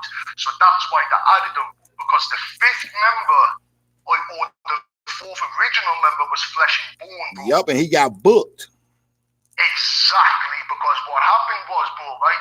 I love Creeping on a Come Up. Yeah, that's that shit right there. Ever hands down EP that is ever fucking dropped in hip hop, right? But you know something? Listening to Eternal 99 and listening to how Bone Thugs influenced everything, right, Ki? Right. Would you see that? Because I'm going to come to psychodrama with this. Right? We're psychodrama doing this because I'm not hip to psychodrama as what I should be, bro, because I'm finding it hard to find the music these days. Yeah. Right? But could you tell me, bro, because I'm not gonna lie, my first introduction to Chicago was Common Sense with the Resurrection album, bro. Before I heard the likes of Do or Die, Twister, Speed Mob, and all of these guys, bro, yeah? Yeah. What was it about Chicago, bro, with this whole tongue thing? And stuff like this that just blew up, bro. Especially for Twister. All right. With Common was more, you know what I'm saying, that conscious rapper type guy. A lot of us didn't listen. A lot of us here didn't listen to that. We was more, you know what I'm saying, do or die, shit like that. Because these was dudes that you literally can go out west to K-Town and see, off Madison Street and see, because that's what damn near everybody go shop that live on the west side. You bound to run at any fucking local celeb. But with the thing with Common Sense and Twister was this. Twister was a real street dude. Common Sense ain't no street dude, not by a long shot. Anybody that's down from the trenches or any, I tell you, Common ain't no street dude. Just like Chance the Rapper ain't no street dude. Right. And we keep that 100. We know, just like everybody know that what's my boy name? Kanye West is not a street dude. Kanye West is a actual college kid. Like, for real, that shit, when he made College Dropout, he wasn't lying. That man literally went to college. Chance the Rapper is more of a scholar than he is a street dude, if you know what I mean. Like, he picked up on knowledge and information, took it, ran with it, made a career. Now he at where he at. But when it come to Twister and Common was more of a conscious rapper. Like, people that like rap, but soft rap. Because his rap is soft rap. And I don't mean he a soft dude, but his rap is basically soft rap. Twister was that dude just coming out the trenches and telling you, showing you the streets. He out there kicking it with the guys, all that. That's why we picked up on Twister hard as we did, though. So let me ask you this, what Twister created, bro, because I'm still trying to learn a lot about Chicago, bro, because I've realized over the years I've liked a lot of artists without realizing, bro. Do you know what I mean? And I'm just trying to work out little bits though, because when I go back, I always see predominantly it was coming in Twister. Yeah. Do you know what I mean? And then towards the mid-90s, when Do or Die went down the rap a lot, bro, when picture this, when I sit back and look at it now, bro, because I didn't know about it back in the 90s, bro, do you know what I mean? I came up with that in the early 2000s, right? I'm sitting back thinking, hang on, what is Chicago rap actually like? If an artist has had to move, because what I also liked as well, bro, what I loved with No Limit was the fact different artists from different areas moved to the record label. Yeah. So they moved to a different base. But like, for instance, bro, from like 91 to 96, bro, who were the other artists besides Twister that were hot out there, bro? Like down through here though, like I say, like I've really been starting with rocking with Twister, Crucial Conflict. They came in, but you know what I'm saying? They was before their time. They came in this era, and I'm gonna get back to that. They came into this era right now where weed is booming and all this. Crucial Conflict could definitely be on a global stage because that's all the fuck they rap about is fucking weed. Especially that here track, bro. That single he drops off that first album, bro. That would be a quadruple platinum song by now, wouldn't it, bro? Yeah. But like the difference between like I don't know, we're talking about speeds and rappers and stuff. I mean, no, like a whole region. You know what I'm saying? Like I'm gonna say this. I'm gonna say this right here to what Sub was just saying though. You say like during them times, who was the best rappers down there? I'm gonna be honest with you. Do or Die definitely was at the top of the chain far as street dudes go. Crucial Conflict was on their shit. When Twister was with the Speed Live Mobsters instead of with Do or Die, he was doing this thing. And you know what I'm saying? We had Mole Man, we had Boo and Gotti, we had Hot Styles, we had Famous Syndicate, you know what I'm saying? That's just a few of them. We had Kids in the Hall, and it just keep going. And we even had, you know what I'm saying, the brothers, the Out There brothers, they was cool. And it was just. They were from Chicago, bro. Huh? The Out There brothers were from Chicago. No, I'm saying though they had an influence on Chicago. They came through here like this was just let's just say Chicago was like the ones I just named that's not from Chicago. Just trust and believe me, it was like a second home to them. They were more comfortable with, you know, displaying their music and putting their music out through there because it's like, okay, these people know what we going through, what we talking about because they actually living this right now. Is what we talk. With them that was out through there and coming through like that, you know what I'm saying? They influenced the Chicago movement.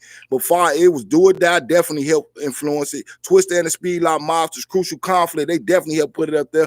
But to go mainstream, I gotta give it to Common though, because Common went with that shit though. He had music and rap that everybody want to listen to.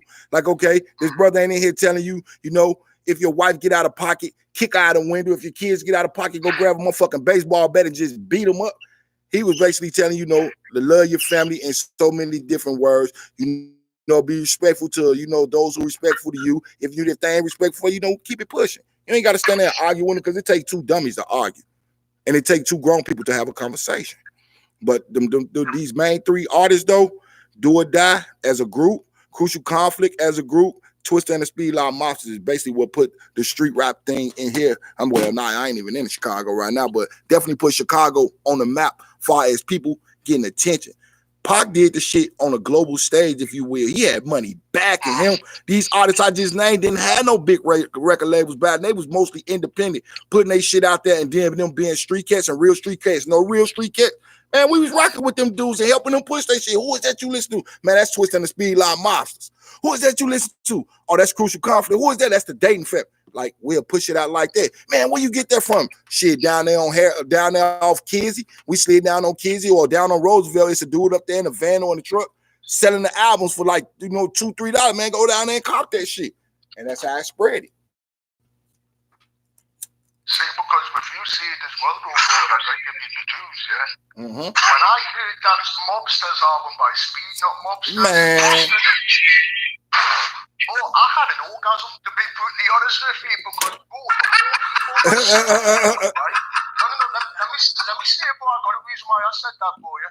The only other stuff I heard by Twister was the, which album was it? The 96. What was it called again? Adrenaline Rush, the original version. Mm-hmm. Yeah? That was all I had ever heard from Twister, bro. Uh-huh. And when I heard that, God, bro, the intro in the first track, bro, when I fucking heard the hiss towards Bone Thugs and Harmony, bro, the remix, I was just like, why the hell haven't I heard anything else like this from Chicago yet? Right. Because I love Common, don't get me wrong, bro, I love the messages of Common, because it was lovely to hear. For instance, you know, in the 90s, how you said diggable planets and stuff like that, bro. Right. And that sort of consciousness that was starting to emerge. Yeah. That's what attracted me to Common, bro. Because when I heard that Resurrection album, bro, I was just like, Jesus Christ. Yeah. Common was so cold. Common was so cold in his right that this one of the only dudes that was a humble rapper that went at Ice Cube. Exactly, and that's why I always will tilt my hat off to that man. And he didn't bag down either, though. Did he hell back down, bro? Motherfuckers think, oh, that's Ice Cube. O'Shea ain't tough like people think. That man ain't. Come on, man. He ain't never did nothing, man. And that's 100. All you got to do is just, you know what I'm saying, Wikipedia him, look at his background. O'Shea wasn't a gangster. O'Shea was a dude trying to get a couple of dollars. Studio gangsters, he got caught by everybody, basically. Hey, you heard what Easy said. He was directing that to him like he a studio gangster. He let people know dude was originally from South Central. He wasn't a crip dude from the street like he proclaimed and all this. Any last one of us in this chat can go around and mean mug anybody and probably get a response. That's all Cube, you know what I'm saying? Besides his music, Cube is famous for a mean mug now. I mean, we gotta look at what we talk about as far as gangster, because to me, he was gangster on another level besides the streets. There you go. You know what I'm saying? Because he definitely won a street cat. Reality, he stood up for certain things. Oh, I never take his credit away. I never take his lyrical credit or his, you know, his intellect away. I'm talking about as a street dude. He won a street dude. Oh no, he was more of a, what can I say, political figure in hip hop. When you look back at his lyrics and shit like that and hear what he's talking about. Mm-hmm. So that's what I mean by he was gangster, by how he all day. How he was saying it. You know what I'm saying? Salute to Mike from Boston. He in my chat right now. Salute to Mike from Boston. Yes, indeed. Salute, Mike. You watch him through. You know what I'm saying? Salute to him. That's what's up. I definitely feel y'all, man. Ice Cube, yeah. I mean, I don't know, man.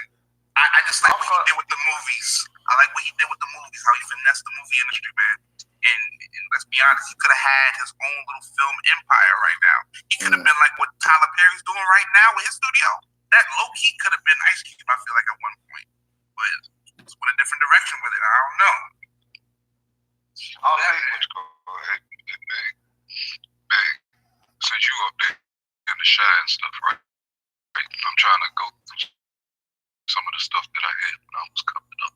That, you know what I'm saying? Things that you didn't catch wind to because of your age and stuff, but you know you had it. Right. Alright. Have you ever heard of this dude called MC Bobcat? Not MC Bobcat, but just Bobcat by itself. I tell you, hold on. Why does that stick out to me for? He had an album called Cat Got Your Tongue. That was the first gangster I heard from the Midwest. I believe he was Chicago or somewhere like Missouri somewhere. But this was like 1987, 88 when I heard this dude, man. He wasn't even gangster, he was a mobster. You know what I'm saying? I was just wanted to see if you ever heard of him. If you wanted to look up on Bobcat, Cat Got Your Tongue. The album.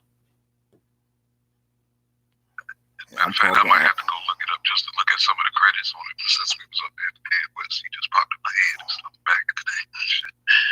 Salute to Mike though, because Mike's just put. So I don't know. All I heard was an album. Y'all almost can't hear me. Nah, now we can.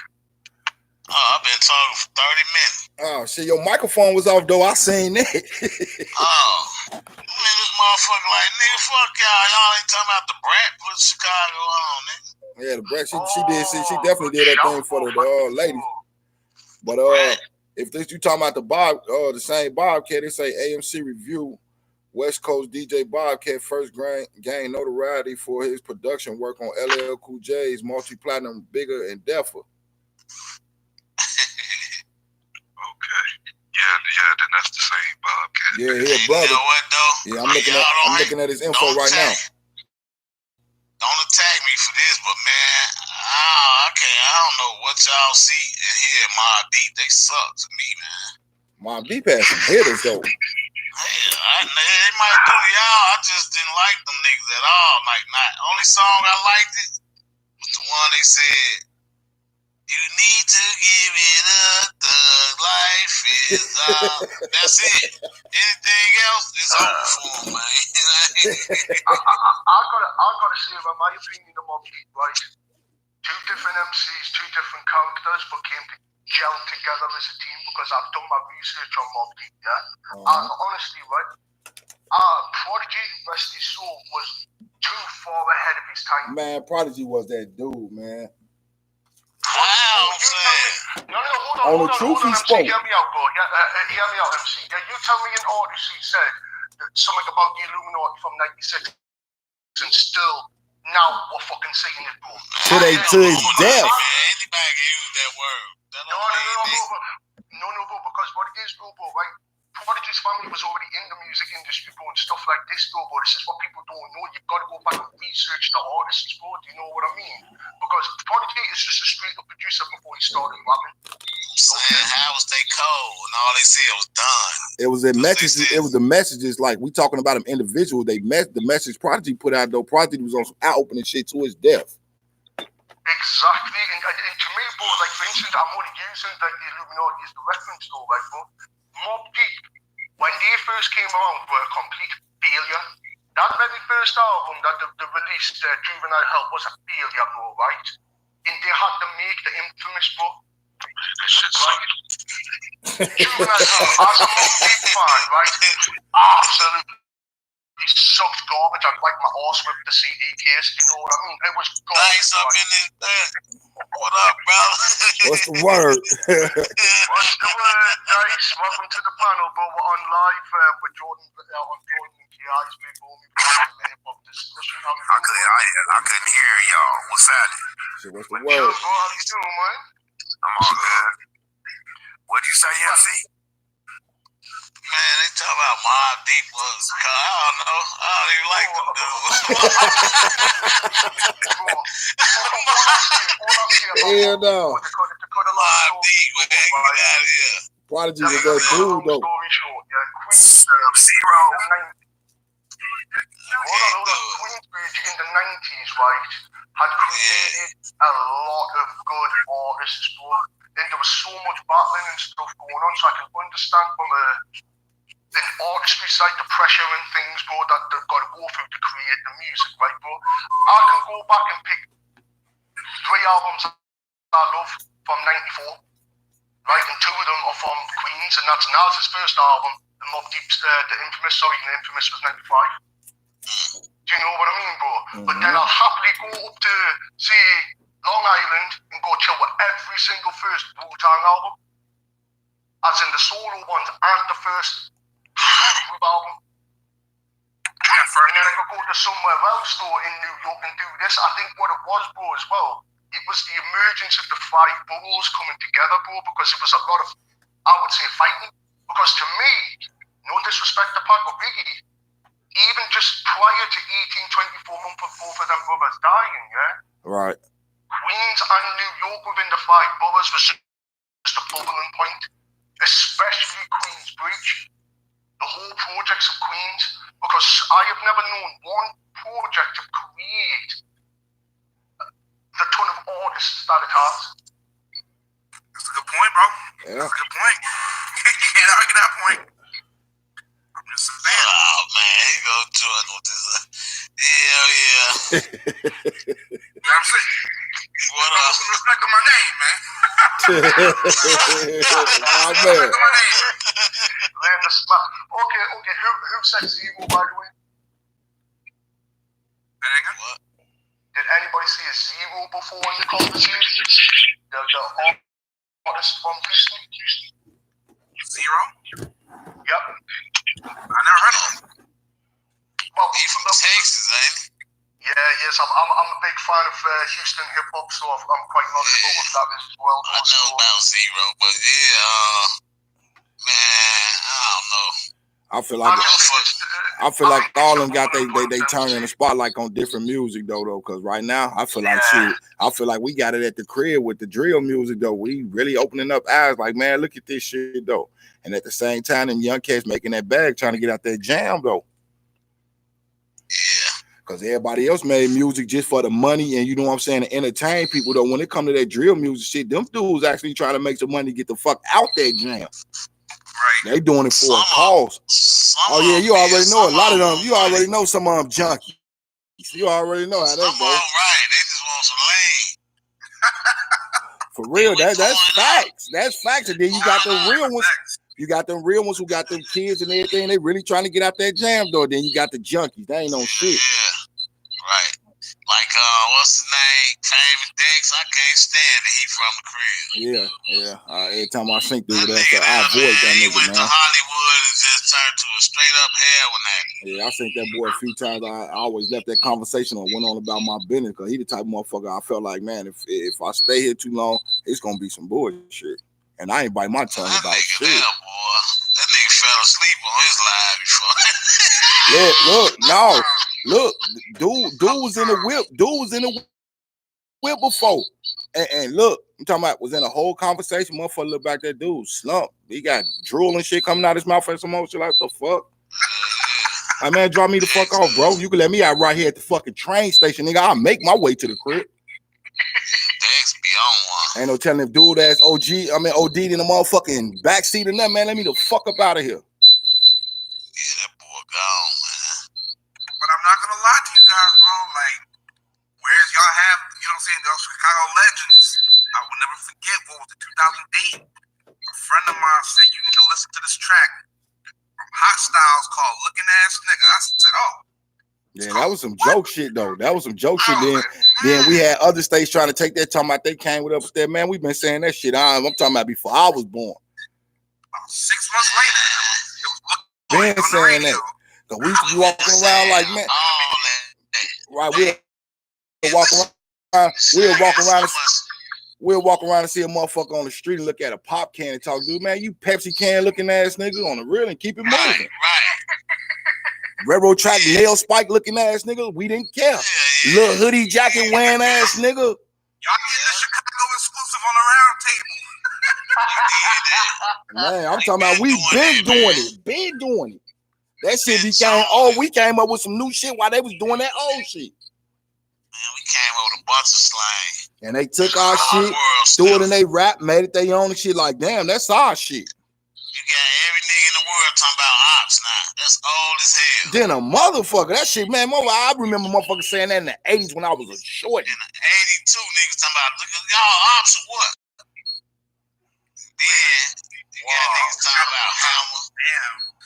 Nigga, we this made is some up. history, people. You need to be listening to this. Seriously, people in the room right now. Y'all need to be paying attention. This is Chicago history right here. Yeah, everybody talking about ops. That shit old as hell. Guys, I'm very sorry to cut you off, yeah? But guess who's just stepped up in the room?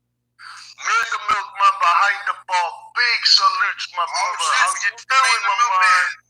Me and the milkman, if you want to jump up on this live, bro, by all means, just drop the hangouts, bro. We can come up in it, bro. It'd be lovely to have you on here, bro. It's the dude about Biggie from the last time. Yeah. Queen Flip, dude. Oh, yeah. I did that Queen Flip. Yo, leave that shit alone, nigga. Damn. Oh, my God. I didn't know Queen Flip. I've been on his live. Hey, no, Francis, no. I went on his live and tried to support him. He ignored me, though. 2 times. I said, fuck it then, nigga. I don't know. Shit. Yeah, recently, like 3-4 hours in. Go look at this replay. You'll see me in the comment. That nigga ignored the shit out my ass. I'm like, he ignores the shit out of me, though, but you know what it is, though? Every time you speak to or every time you know something, yeah, you always gives you salutes to a board. You know what I mean? Hey, Jay. Definitely big man have segments, and he'll shout the people out. He'll definitely read their comments in the section. TT in the building. TT in the building. That's my wife. She in Jordanlive. Salute to my wife. I see you. Salute, T. Salute. Thank you very much for doing it in. Thank you. Yes, sir. Nigga MC. Oh, God. You know, MC ain't got no filter, man. That's why we need him up in. He has no filter. I support him, bro. I went to support him, though. How I'm hating him, I went to support him. You know what? That's their choice. That's their choice. We tell everybody. We all make choices. I mean, we don't hate on them or dislike them. I mean, we ain't gotta support shit we don't support. He just said, hey, behind the bar just said in my chat, I didn't see you. My bad, bro. He just said that. Yeah, it's all good, man. I've been trying to support him and get on that beat and all that. He's like, fuck this nigga. But he probably ain't see me though, honestly. Because that Mike dude's in there talking to him again. That same little crackhead dude. Man, shut up, you MC Hammer looking motherfucker, because that's for my bars. That's good. So what you say? He said, listen, behind the bar said, I'm busy with 10 windows open. ... Sorry, MC Hammer. Because I know exactly what he's referring to, because it's a little picture either or he's seen your ugly, forehead looking ass picture as well for MC. You know what I'm saying? Man, whatever, man. Don't be kicking my ass in the streets like that again, like you did last time. Come on, man. He got on a little nipple big chest ass. Salute. Oh my God.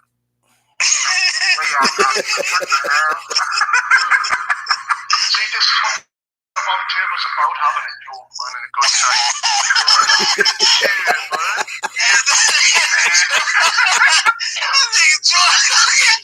Hell no. That nigga Troy gonna get rid of my ass. Like, that nigga don't do it out of here. That nigga don't light the fire on the bridge. Nah, he's with dynamite, C4. God damn, MC. That's your name. I ain't doing nothing. Blow up bridges. I'm salute to you, man. Salute. No, not at all, man. It's a family affair, man. Salute. Definitely, like these hip hop topics, man. It's definitely positivity needed in the streets. I know everybody want to hear the fuckery, the monkey shit, but at the same time, man, take some time out for the positivity. Just have a hip-hop conversation. You know what I'm saying? Agree, disagree, whatever. Like, you know what I'm saying? Mm-hmm. Just learn something at the end of the day. That's why I can just sit back and just let you brothers just talk, especially when it comes to that Chicago music. Y'all just gave the history of Chicago music. I'm telling you right now, even somebody in the East Coast, the word up, you're absolutely right, MC. Salute to you for saying it, because it definitely did get mainstream. Man, we been saying that shit forever though.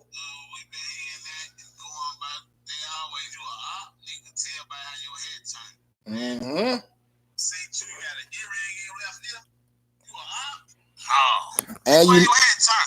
And you knew when it was wartime because ain't nobody wore no hats. Right.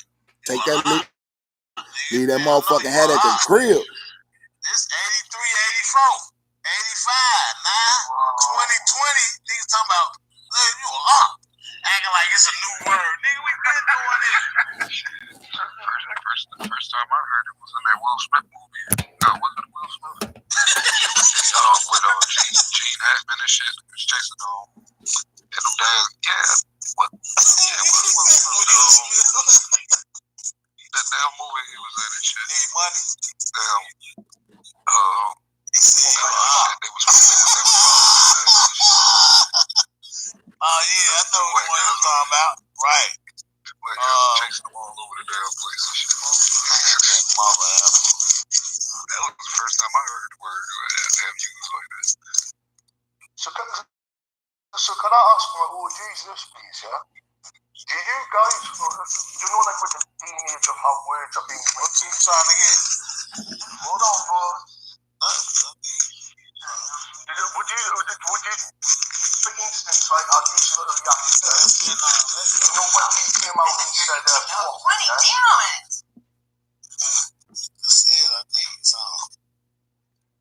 Anyway, man, yeah. Sorry, 2 seconds, bro, yeah? I just need to ask you the OGs a question. You know how, like, for instance, Little Yachty come up with Rock, the song, yeah? But we all know that's a Bay slang word for marijuana, right? Yeah. Exactly. I'll let y'all answer that. I don't know nothing about Little Yachty. I'm just talking about the words, bro. I just want to ask you, like, is using OGs being from what you've come up with? Hey, I ain't gonna lie, though. Hey, listen. Hey, son.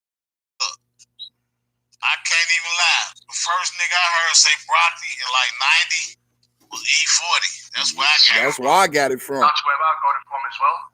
I got it from E40, man. I gave him the crown on that. Man. He came up broccoli long ago. Man, E40 is the book of slang. Do you know he's got his own dictionary published? Slang. Yeah. I need to find a goddamn hobby of that, bro, because E40, since I did the very first song for E40, yeah, and bear in mind I'm in the UK, yeah, I heard on a compilation CD from Jive Records, right, was Dusted and Disgusted. Man, that's my shit. I'm just bumping that shit. Matter of fact, I was just bumping what's the motherfucking song? Which one? Is it from the album, bro? Because that album is classic in a major way. Yeah. That's Magma, E40 and Pac. Yeah, that's it. I was just bumping that. Cold-hearted bitches. Dusted and Disgusted. What y'all want to do? I heard that in 1994. The very first track by E40 was that, bro. When I heard that type of slang, I was just like, Snoop Dogg's when we brought it out, this person brought it out, this is what I'm resorting to. Like, for instance, you guys were saying "op" was used in the 80s in porn up and things. Do you feel any disrespect when you hear these youngsters saying, "Oh, but I've made up this word"? Would you just shrug it off and say it is what it is? I'm just asking. Say that again. I had a dog barking. I could hear. For instance, you know how you were saying "op" was used in the 80s, yeah? And now it's being used now. But you know how you got youngsters saying, "Oh, but I have made this word up." Do you feel any disrespect from being from the streets in the era when you were there using that word when the youngsters see this? Or does it not bother you? I mean, it don't bother me. I just hate the way they think they just made it. But it don't really bother me. Like clout. Word clout. I heard No Limit using that shit back in the day. Clout old as hell. Then a now motherfucker. they re-bought it out, remixed it. And took some garbage though. Man, it's a rapper named Clout Lord or something. From back in the days, I'm serious, man. The Clout Lord. Man, Clout Lord, wow. I've heard that word before. Like, definitely, when I heard it becoming mainstream, I'm like, that's interesting. Because I've heard the word before, but it was definitely like not as common as I'm gonna tell you what. You know where Clout came from? The game back when we used to sell dope in the '80s, man. They talking about get your clout and your clientele up. That means all the customers know you. That's where it came from. Like the MC. Sorry, guys. MC, could you just say that again, please? Clout came from back in the '80s when you was selling dope, and it's short for clientele, clout. So you know what I'm saying? When you selling, niggas pull up. I want his. You got the clout. In that order. Now these niggas talk about, oh, clout. You trying to get some clout? I'm gonna clap you. All that. I'm gonna clap you. I got this bang on me. I got this thumper, man, but E40 got a lot of slang, but Chicago made all the gun slangs, I swear to God. Yeah, thumper, hammer, that thing. We made all of them. Man. Itchy, thumper, sword. Smith, look. Hey, it was even a time we called the motherfucking, it's even a time where we called the motherfucking thumper a motherfucking Smitty. Man, grab a Smitty, nigga. A Smitty? A sword? That was my favorite. Grab that sword, Joe. Yeah, mine was that Smitty though, man. Hand me that Smitty from right there. Give me that Smitty. Give me that itchy. That burner. Give me that burner. Give me that hammer. Give me that tool. Give me that banger. Got that thing on you. Hell yeah. Man, got that thing on you, motherfucker. Still don't know what that shit mean right now today. Hell no. I got that thing now. But now they say a mop or a stick. Well, I ain't gonna see it. I can probably guess what you boys mean by the bang bang though, but I ain't seen it. Nobody say bang. No. I know what you mean by the different. Well, no, but I can understand for like different terms though, because for instance, you got your different categories of guns though, haven't you? You got your assaults, you got your shotties, you got your nines, do you know what I mean, bro? But in street slang, if you're talking like that, I know what you're gonna say though, bro. Do you know what I mean? But in day knowledge, people ain't gonna know that though, bro. That's why. The phonics and the slang and everything, though. Do you know what I mean? That's why. Only thing I hate about Chicago, that cold of silence, man. These niggas want you to know what they talking about now, because the internet popular now. So back then, nigga, everybody, all the brothers like K, me, same name. In that order, TLP. AT, what up, T? What up, T? That was everybody's name. And then if you was on the east, and if you was on the east side, your name was P. What's up, P? Shit, what's good with you, P? Right. That's why it's called organized crime in Illinois. Hey, that was everybody's name. Look, we looking for T and we're looking for P. Shit, that's all us out here. Fuck you mean? Fuck you looking for me for?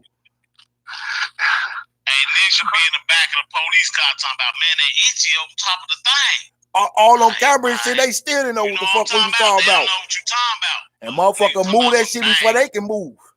Yeah.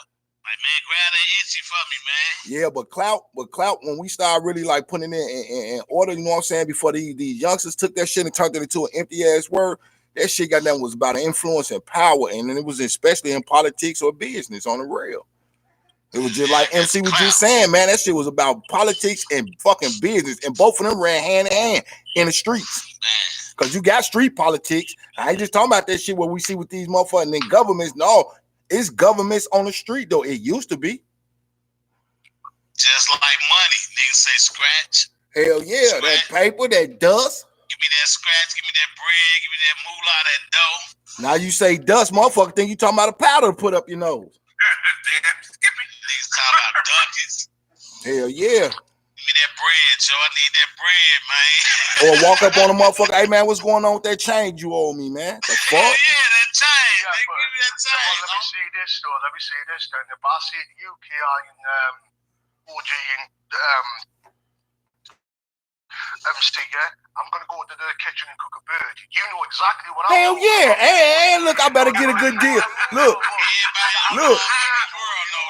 Hell yeah, and I got it. Look, and this how we came with it, man. You get a motherfucking good deal on the motherfucking them chicken meals, man. What the fuck? Motherfucker be like a chicken meal. A chicken meal, what's that? Nigga, you just said you cooked a bird. Can I get me a good deal on the goddamn a chicken meal, nigga? If you cooked the whole bird, nigga, what the fuck? And then I'm gonna tell you what else. We the king of slang at heroin, nigga. When we was selling heroin, we said, we got that boy. We got that boy. Mm-hmm. You know what I'm talking about? We got that boy. I'm trying to quick as hell though. Coke is girl. And heroin all day long. Niggas don't know what that is. And then motherfuckers be like, what type of candy you looking for? Right. Man, I'm talking about we had that shit going so cold though. And it took real life, and excuse my language on both panels, it took real life fuck niggas to tear that down. Cause a lot of them dudes started getting talking who you thought was hitters, got behind them closed doors and was crying like little girls that wet their pants in front of a stage though on the real. Man, it was such and such. You say if I tell you this, my deal is what? You gotta protect me and my family. Like, wow, you weren't thinking about that shit when you was telling though, nigga. Fuck wrong with you? We live in an age where snitching is okay. And I come from an age where shit, like they say, snitches get stitches. And a lot of them, they just get stitches, though. They wish for stitches. Yeah. Get their whole motherfucking hash off. Hey, MC. Green lights, blackouts. Come on, man. All that. And they was like, what's a green light? That's like the stop sign, right? Yeah, if that's what you want to call it. A blackout, damn shit. A blackout, that's everybody shit. I thought that's what a blackout do. But man, a blackout is everybody. Like, if they ain't down with us, man, we going for a blackout. That's everybody who out there. And then a green light is just on one person, though. Or a group of people. What about, hey, not you, K, I know you know. What if I said, you got a head to toe? Oh, yeah. What you gonna think that mean? Yeah, it's a wrap. What if I tell you with a time limit on it? With a time limit on it. You got 2 minutes head to toe mandatory. What that means, son? 2 minutes head to toe. If you're saying it like that, I would either say a jump in or a beat down. Head to toe. Head to toe, no cover up. That means you get hit anywhere from the head to the toe. Hell you can't cover up, nigga. No cover up about 2 minutes. Beat down, for the whole. It's see, but with you saying that as well, though, that was what I learned from. That was for like how gangs were initiating people. Nah, that's when he fuck up, violate the law. Hell yeah, get your ass beat the fuck up. Do some shit. That's you got 2 minutes head to toe. Literally get beat the fuck up on the real. And you better hope they ain't got no heavy hitters in there. Right, major or minor. You get a major head to toe, 1 minute. No cover-ups. That means you can't flinch or nothing. You gotta take it like a man. Take it. Exactly. You did it like a man, I take it like a man. But if you get a minor, you can get 2 minutes cover-up. Yeah, you can ball into the fetal position. All that shit, man. They took all that shit. They took the real street politics out of that shit, took this shit to mainstream and turned it into they want to. Cause clout, like I say, man, they took that and made that an empty ass word. It the clout loud not lacks no. There's no meaning behind it no more. Man, I'm trying to get all the clout instead of saying I'm just trying to get everybody, to follow me, support me, do this. That's what they, need to say instead of using clout. Cause clout don't go with that shit. Clout goes when goddamn it, I'm out in the street. I'm well respected. I got a reputation or whatever. And people don't respect me out of fear. They respect me out of respect because I respect them back as a person and not your affiliation with none of this shit. Hey, sir. Yes, sir, MC. Please tell me you know Gangsta Nip. Why do you have to tell me about who the hell was one of the main creators of horrorcore music? I'm trying to tell you, boy. Gangsta Nip, that guy. Man, that South Park Coalition album, that very first album, bro. Come on, man. Let me say something, right? I owe everything, right? And I know I'm saying it bad, well, not in a good way, but from a later era, right? I owe it a little Flip for me knowing a hell of a lot more about Houston music, yeah? Because if I didn't know who Little Flip was, right? Because I'm going to tell you the truth. Whatever southern shit I could get out here, though. But remember when BET used to start coming out and they had the uncut videos and shit on it very late night? Well, our MTV every so often would do that. And I remember catching one of his videos on there, bro, and I actually went out and bought his album. Ain't Gangsta Nip a member of the South Park Coalition? Or was? Okay, I'm just making sure we're on the same. Yeah. And he came out with that South Park Psycho. That shit was crazy. That's the album we're talking about, bro. That's to me, bro. When I've gone back and done my research about the genre of horrorcore, yeah. Because I tell you something, the horrorcore to me was all over the South, yeah. Because I realized from me, bro, I love Memphis and Houston music a great deal. When it comes to the South, I love Atlanta and New Orleans as well, but when it comes to those two, because I love how Memphis being the cultural city with the rock music, with the bubbling point of horrorcore developing, yeah? With all the samples like the Trigger Man and all of this, though, bro, yeah? With the emergence of Gangsta Nip bringing out horrorcore as what it is then, but what it was then in a ruthless phase, I would say horrorcore would not exist if it wasn't for Gangsta Nip. Truth be told. What's a good song of his? What's the go listen to the album, man. Go listen to the album. I'm sorry, you just gotta go listen to the album. It's one of those, bro. What's because when I listen, he got two albums. He got Reporter from Hell and South Park Psycho, but South Park Psycho is one of the best. South Park Psycho was his very first album, Jordan. Jordan ain't gonna like that though. No, but it's gonna be a good introduction though, because what it is though, and I ain't gonna lie, and I'll support Jordan with this, right? The last 10 years, there's been a big emergence within horrorcore music again. Do you know what I mean? In the way that it is, from like the way that we all know what it was though. Because when I question people, when they go about that music about Memphis, yeah, they leave out Spanish Fly, they leave out DJ Zerk, they leave out DJ Sound, they leave out the Fraser Click, they leave out DJ Zerk, Too Thick Family. Because if it wasn't for these people, we wouldn't know who the fuck 8-Ball MGG are, number one. Oh my God. Do you know what I mean? If you want to go this deep, I'll tell you something, right? But wouldn't know who the fuck 3-6 Mafia were, because 3-6 Mafia stole everything from them.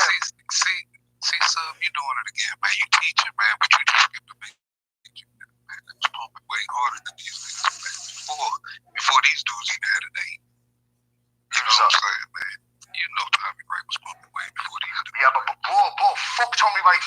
almost, right? You know what the fuck I sound like. The little rat-ass bitch that motherfucker. No, let me tell you something, right? Let me tell you something. Major piece, man. They made him. Bro, he was a major piece of the arsehole to go rip people off like fucking Death Row and Ruthless did, bro, but he fucked over the wrong people. No disrespect, bro, you know what I mean? I know you look, and I respect where you're coming from with Nah, man. That's the brick. That's a piece of the brick of the trap music, man. The crunk music. That's a brick. That's a huge brick. Gangsta Pat, very first album is as well, bro, because it came from Atlanta, bro, you know what I mean? Yeah, Pat was hot, but he wasn't as hot as Tommy right now. Yeah, but the thing is, though, bro, I'm not being funny, though, bro. I can't support Tommy Wright, bro, after what I learned about him, bro. I did, because he did sort of show me who the Manson family were and some other pieces that I need to learn, bro, right? But I ain't being funny. That Manson Family Helter Skelter album is a classic album, but it should never have came out because he stole the goddamn tapes, bro. Yeah. I mean, I'll tell you the story. I'll tell you the story, bro. You know little Jack from Manson Family, yeah? Jack the Ripper. Yeah. He is the creator of the Manson Family. Manson means many artist names spoken other names.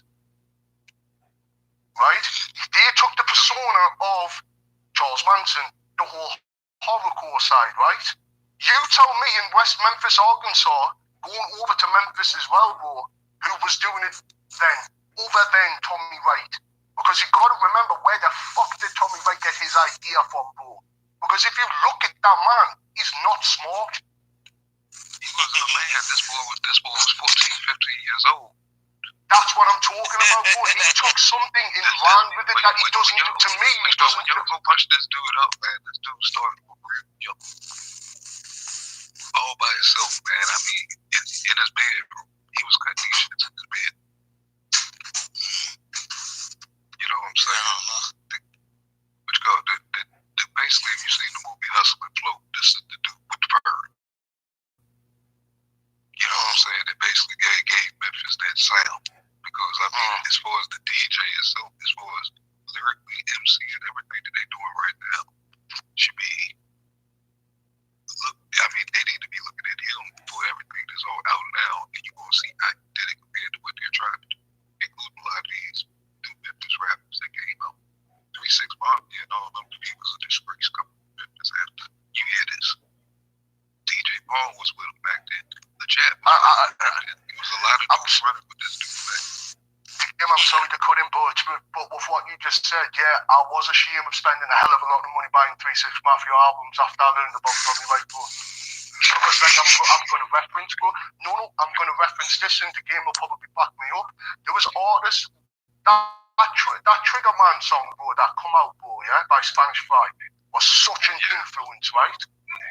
DJ Paul and them weren't in on that shit when they were the backyard posse, bro. We know that, bro. You know what I mean? When they went over to Tommy and then ran with it, though, but what they did was, though, they stole from that, as I said, DJ Sound, bro, DJ Zerk, Squeaky. All of these are still pivotal people within the movement of Memphis that are long forgotten about. You said he took the beats.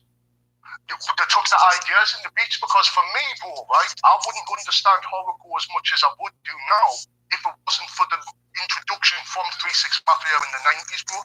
You know what I mean? But obviously, I've got to understand what the genre is, and when I go back, bro, I didn't know that, though, did I? I was just listening to what was out, bro, but when I done my research, bro, I spent hundreds on 3-6 Mafia albums, bro, in the record label, bro. The choreograph for the music was perfect. That's why it sounded good. But other than that, it was some way harder street shit that was knock your speakers out the damn walls. You know what I'm saying? Before them. And actually, it was still going at the same. He was still going at the same time, but he stayed in the underground of Memphis while they was pumping hard and stuff, tear the club up and all that stuff. He was doing his own thing. Yeah, but the thing is, though, what I didn't appreciate about Tommy Dore, right, is what he did to Manson Family. Because when I started like going back, bro, because I've got a playlist on my YouTube, bro, of old Memphis stuff, bro. So I've heard all the Noid stuff, the Brother Creep stuff, Ramsey, the Great, all of this lot, bro, yeah? There was a lot of potential, and especially what I found the Manson family were probably the most stronger side of it that deserved a shine, bro, right? But the way the album came about, bro, especially from the way Little Jack said, and I'll send you the documentary, bro, about it as well, because he does not speak his name, right? He basically, Little Jack's a bit like us, he's wary of his surroundings and he sees things for what it is, yeah? And what happened was, Tommy Wright came up to him and mentioned a song title that he hadn't released yet, and he obviously took a step back. Do you know what I mean? And basically, that Manson Family Helter Skelter album was stolen from Little Jack. Everything on there is actually unauthorized by Little Jack, especially because what was happening was with Maceo and everybody coming up with the production, it was all done together. Yo, sorry, man. Go ahead, son. And with that, bro, he stole all the rights, all the credits and everything, and that just put me off an artist. Well, Tommy, especially, because I'm thinking, hang on, if you've got your record label, you're doing this for your family, the 10 toes down, the criminal, do you know what I mean, bro? All of that. Why did you just fuck over the Manson family? What would probably have exploded you to that worldwide domination or force that you've been wanting? Because, bro, if you go back and listen, yeah, that album, now since I've heard it, is better than a lot of the 3-6 Mafia albums I've heard. Yeah. But I didn't even know it existed till last decade, bro. Seriously, I ain't gonna lie. I didn't know, though. Do you know what I mean, bro? Since that movie Hustle and Flow, a lot of his stuff just shot up out of nowhere. You know what I'm saying? I guess people in that region know who the hell that movie was talking about. They just started. I just started seeing them pumping online and stuff. Like, you know. Yeah, so I just listened to a little bit of that gangsta nip, bro. My man was talking that shit, wasn't he? Hey, back then, though. Nigga, back then, oh my goodness. That shit was hard. This nigga talking about eating people. Yeah, I'm listening to South Park Psycho. I'm like, yo, what the hell? Crazy, man. Go hit that Tommy right in the third, man. Hey, y'all. Before we go a little bit further, I see T still in the room. T, you got something you want to add to this? Who in there? Tandra. Oh yeah. She in the room? Yeah, she on she been on the hangouts with us. I'm just trying to see if she got something to add though. She ain't gonna speak. She got her mute button on. Man, I don't ran 2 errands and everything. She said say that. I ain't saying nothing. I'm If just they gonna put asking. MC on the panel, I'm definitely not saying shit. I'm just saying if she has Fuck something the to say MC, though. nigga. Where my boo at, man? I need Eva to come in this motherfucker. Look at you. Let me go get my boo to come in, man. Hold on. Ki, I gotta ask you a question, Ki. Go ahead, man. I'm listening. What was your first impressions of Outkast when you heard Southern Player Cadillac music for the first time, bro? What you talking about, Outkast? The very first album, bro. What was your impressions of Outkast after hearing that album, bro? Classic in the making. Say that again, bro. Classic in the making. I told you 3 Stacks is in my top 5 of being top rappers though. When I first heard 3 Stacks, I'm like, that boy right there got something going on. And then when I heard him on some solo shit, and like I say, even with him and the entire Dungeons family though, I always had my pick was 3 Stacks. Don't get it wrong, boy. Definitely was a contributor to that. But without Big Boy, we wouldn't have no Outkast. When I ain't gonna even lie, when I first heard it, I thought they was trash. Then when I sat down and listened to it, Man. He's definitely one of the greatest, definitely, for sure. Told you that man is in my top 5. Even Redman in my top 5 though, and that's 100. I'll give you Redman, bro. I'm a big fan of Redman. Oh man, not many people speak on him, bro. But T, you got something you want to add to this though? We trying to see what's going on with you. Yeah. Because if not, we can open that line up to somebody else though. That's so. Sorry, I was doing something. I was just listening in. We're just trying to get you a part of the conversation. You don't want to talk? What's your name, girl? Shut up. Hey, who is you with them eyes? What's your name? Man, shut up. Oh, all right, sorry, baby. I'm just trying to get to know you. Never see, man. Oh, shit. Who's old girl y'all got on the panel with them eyes, man? What's her name, Queen? What's her name, Queen or Pretty Eye?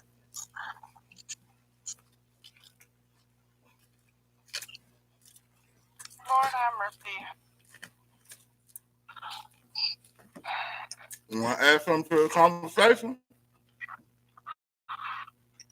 Anyways, what was your guys' favorite female group back in the 90s? Could you define group as in two or more or one though? Because I can consider females More than one would be a group. more than one. One of my favorites was Total. Was Total? Mm-hmm. Oh shit. Oh, you talking about singing? Or rap, either or. Rap. I gotta give props to those. I'm stuck in those like our uncles in the 70s. Shit. God damn. So I would probably say God damn Roxy and Shantae is very overlooked.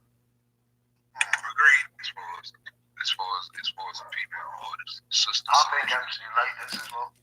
Agreed. Sister Soldier was a savage. Oh, yes, sir. I definitely know about her. Sister Soldier was a savage.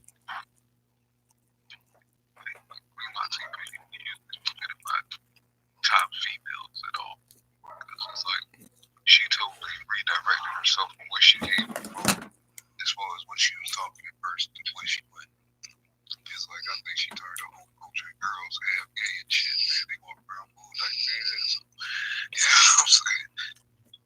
But that shit's sweet. But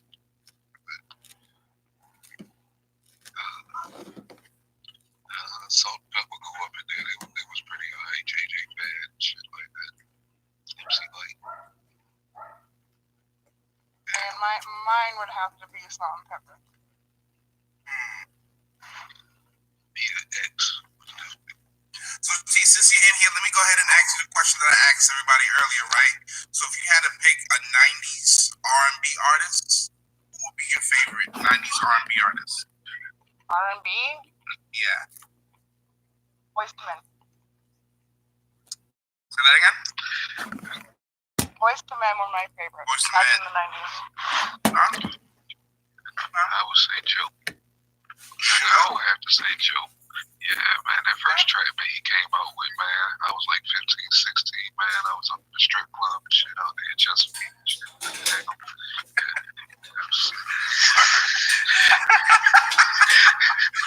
I'll tell you something, bro. I'm just thinking right now, I gotta see it for myself, though.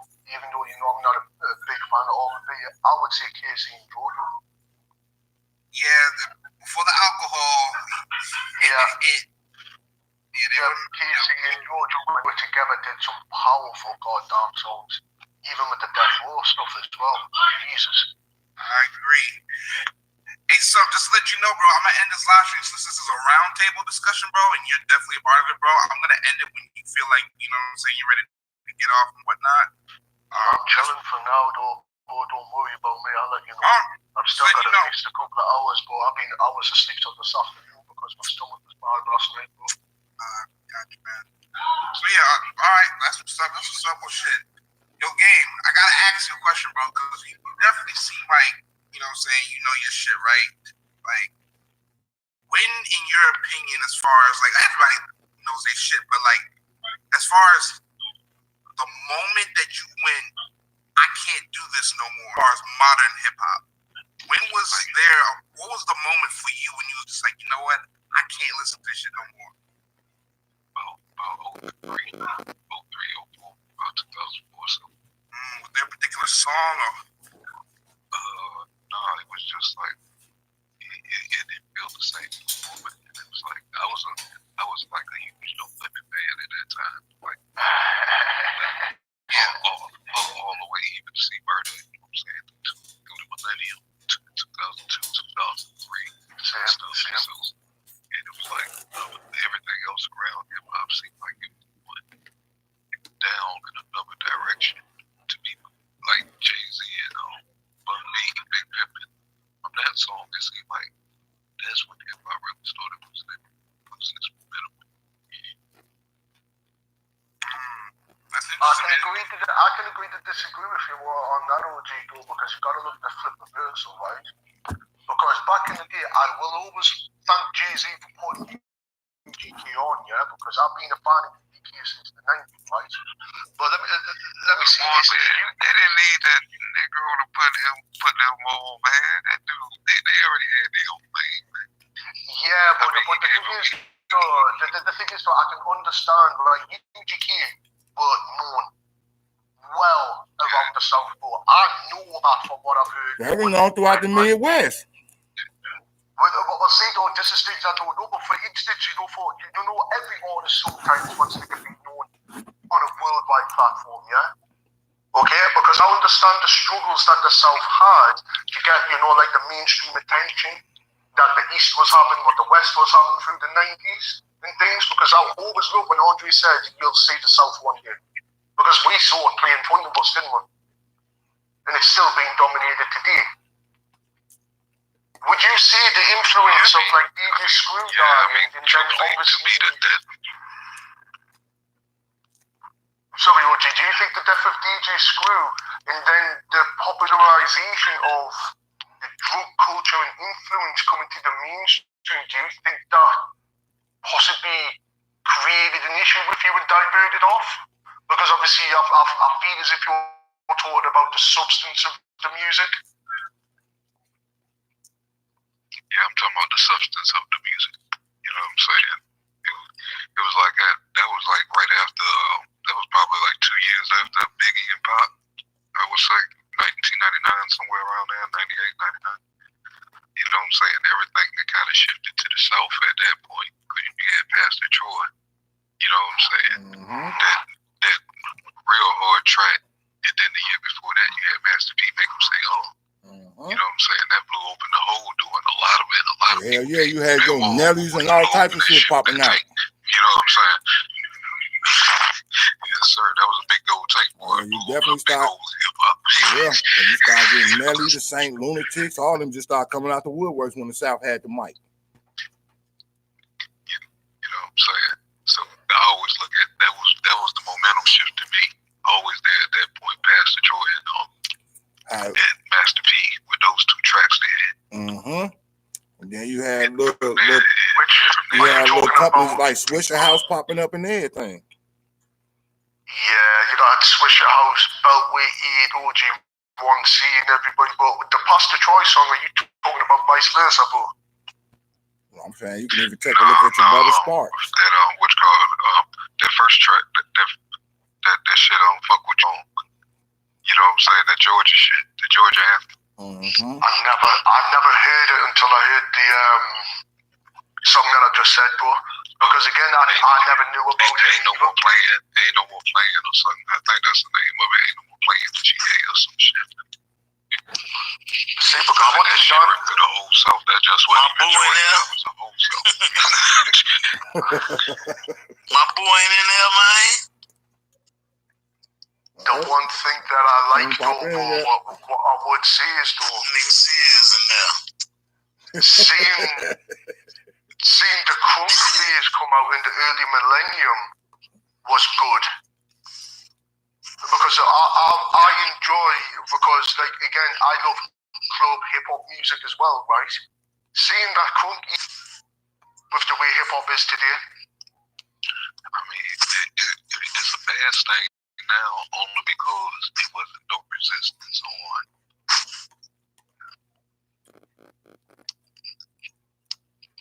Listen to, you know what I'm saying?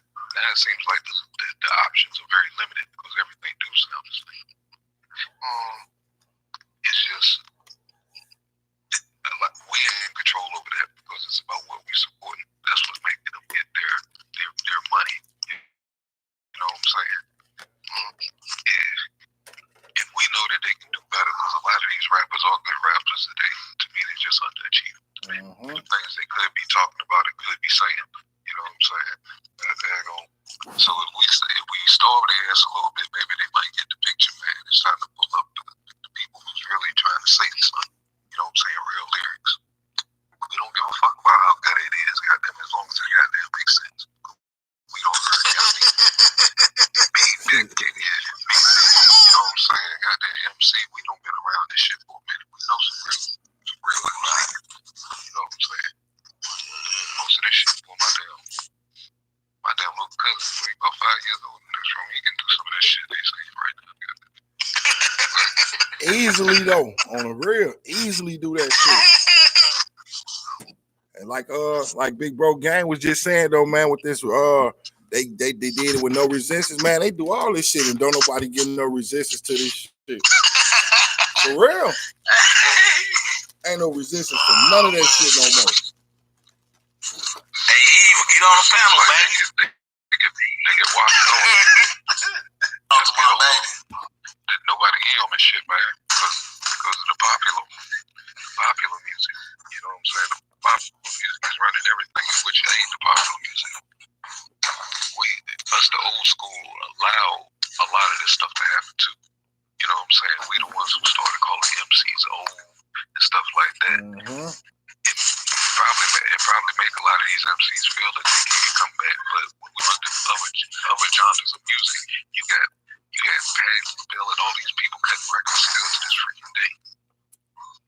You know what I'm saying? We the only people say that you can't get better with your poetry when you give in your 30s and 40s. You know what I'm saying?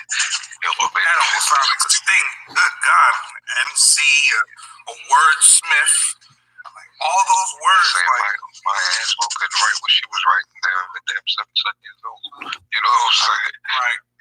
Hey, I got a question. This off the subject just real quick. How many people at a time on this hangout? Experience and shit, you got better things to write about. You know what I'm saying? I don't know, to be honest with you. No, I'm just saying, because if it's only hold 6, I'm trying to see, since T ain't got really nothing to say in the comments or nothing like that. Evil might want to get on and give a woman's point from what we talking about though. Yeah, I don't know how many better get on there. 10 people can be on there. Okay. I'm just making sure, because I see faces up on here, microphones turned off and shit. It's like, what's the point though? So we trying to establish something, get something going, man. We're gonna have a panel with people up on here. We're gonna need to hear input from everybody, man. That's just my opinion. I mean, I don't know if that's how y'all feel about it. That's how I feel. I definitely get everybody's opinion on here, though. Like, you know what I'm saying? This is the round table. Yeah, round table. Get my boo up in here. Yeah. So I try to say How many eyes? yeah. How many days? Better Half the talk. time I don't realize my microphone's off. Where'd that come from, man? So you said something, I was like, oh shit.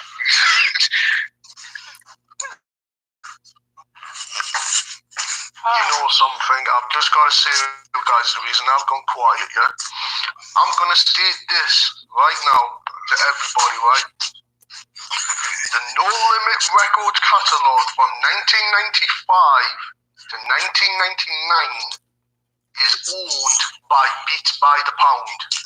Yeah, you already told us. Yeah, because the reason I'm stating it live, I've just listened to this, right? Some guy, I'm just trying to teach him, right? I put in a comment a long time ago about the fact that he lost his masters, right? And I've just had to go and clamp somebody up. This guy just put up to me, right? No, BP Beats by the Pound do not own the rights to this movie, although he did lose a lot of classic stuff from the Hurricane. He sold his catalogue to Universal decades ago, but still gets publishing on all his records.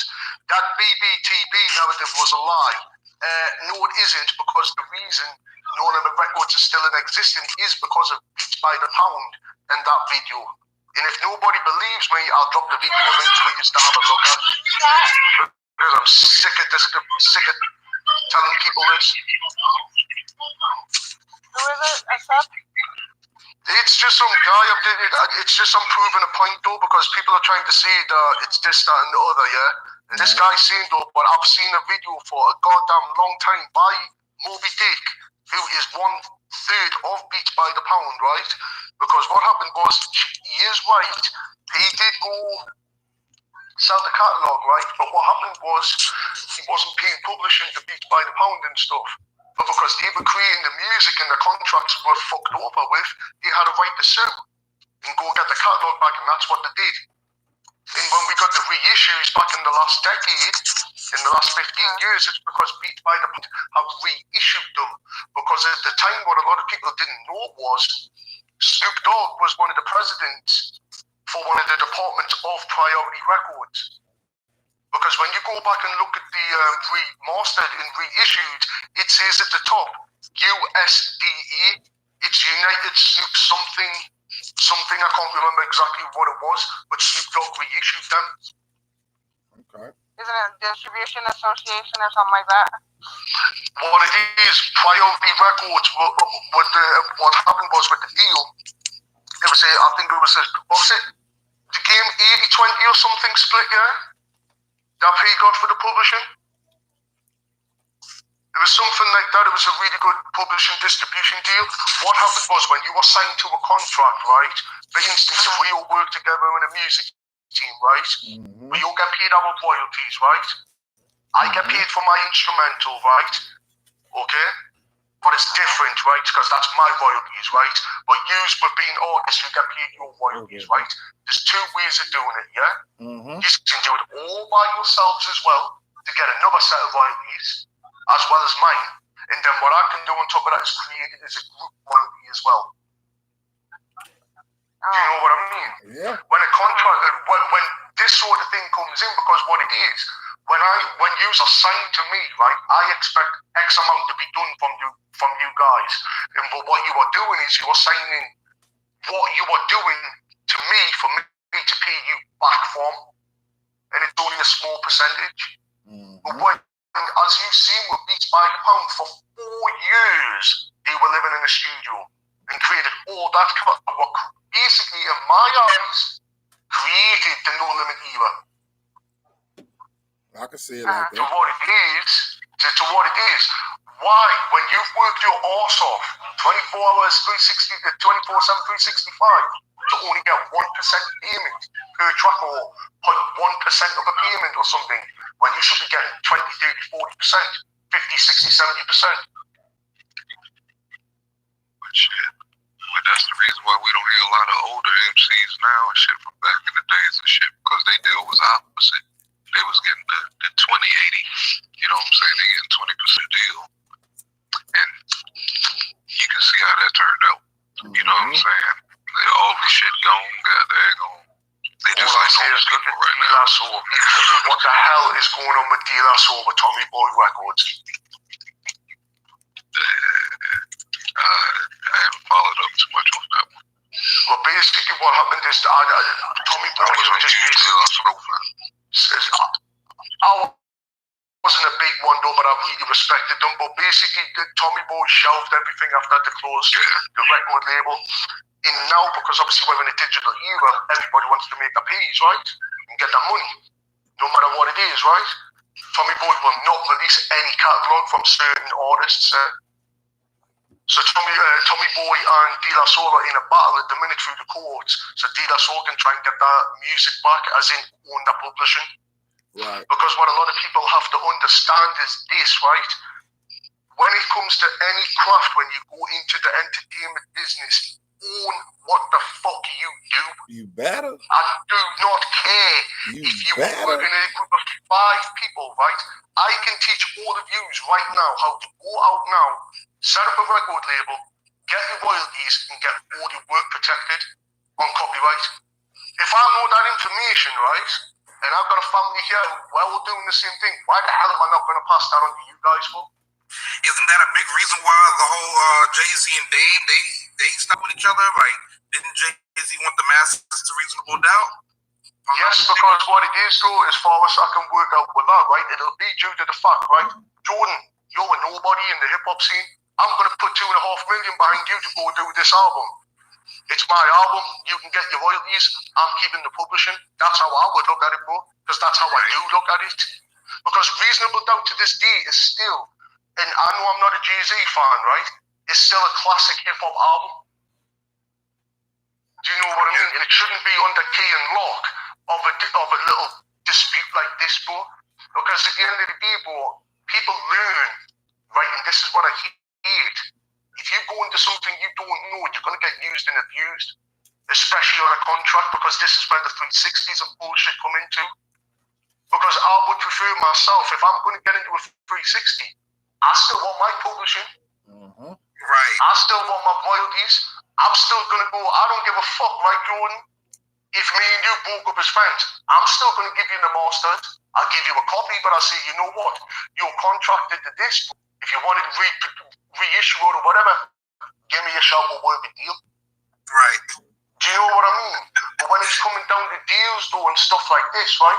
The reason we see a lot of garbage now is because the quickness of 360s. Yeah, I was about to say that. 99% of people go, best way to just break it down, yeah? iTunes, $1 a track, yeah? That's your 100%, right? Your 100%, yeah? Would you like 99% taken off? Like, I remember we was talking the other night, and I definitely, like, I can see why, you know what I'm saying, these 19-year-olds, these 20-year-olds, like a Lil Nas X, would, you know what I'm saying, would take a 360 just because they see that fast money, right? And they got a machine behind them doing all this shit. But you're right, bro. They're going to look down the line maybe 10, 15, 20 years and be like, damn, you're signing your rights away. You're signing your life away. And Lil Nas X, they just figured a way. They just figured a way to They just figured a way how to goddamn pimp your goddamn talent. That's all that is. And Lil Nas X came out and tapped into a whole community there. You know what I'm saying? Yo, QG is in the building. QG Philly 89. What's good, yo? What's going on, What bro? up, QG? What's up, little book? Get your ass up in the handouts, QG. You definitely a part of the fam, man. Get in here. Doing the round table, man. It might show that I've been live for 2 hours and 32 minutes, but we've been on this call a lot longer than that. Yeah, we've been on here for a minute. Salute to the round table. Word. Man, the call's been going on just shy of 3 fucking hours, guys. I'm telling you, man. And then, I'm telling you, I had to like do a double take when I looked at my live time. I was like, oh shit, 2:30, 2 hours and 30 minutes. Man, salute though. Yeah, so now with contracts, are they basically letting publishers or record companies keep the masters? Yes, it is. So because what publishing means is, right, when I'm saying I'm publishing myself, I am giving you something that I have created. I publish that myself, right? Because there's 2 ways you can go about it. Okay? You can go publish yourself like these rappers were doing with the free mixtapes, yeah? Uncopywritten music, yeah? You can go down the legit route, as in publishing yourself, as in making sure you've got the right copyright, you've got the right way that you publish your track on how to put it up on the internet and things like this, yeah? What happens is, right, your record label does that on your behalf, so they are entitled to take X amount and put you into situations as in a 360 deal. They might come to you because what a lot of people don't realize within the music industry, you know that 1 million you get up front, you ain't gonna see that again unless your ass is working 24/7, 365, and you're breaking bread within the first year. Because in 10 years' time, if you do not own your material, what you're going to do, if, for instance, you've been through the phase of gangster rap in the 90s, but there was a certain style that you did, right? And it's just re-emerged in the 2010s. You would love some of your older music possibly to come out or recreate to fit that time, right? How can you redo that if you gave it to a label? It's true.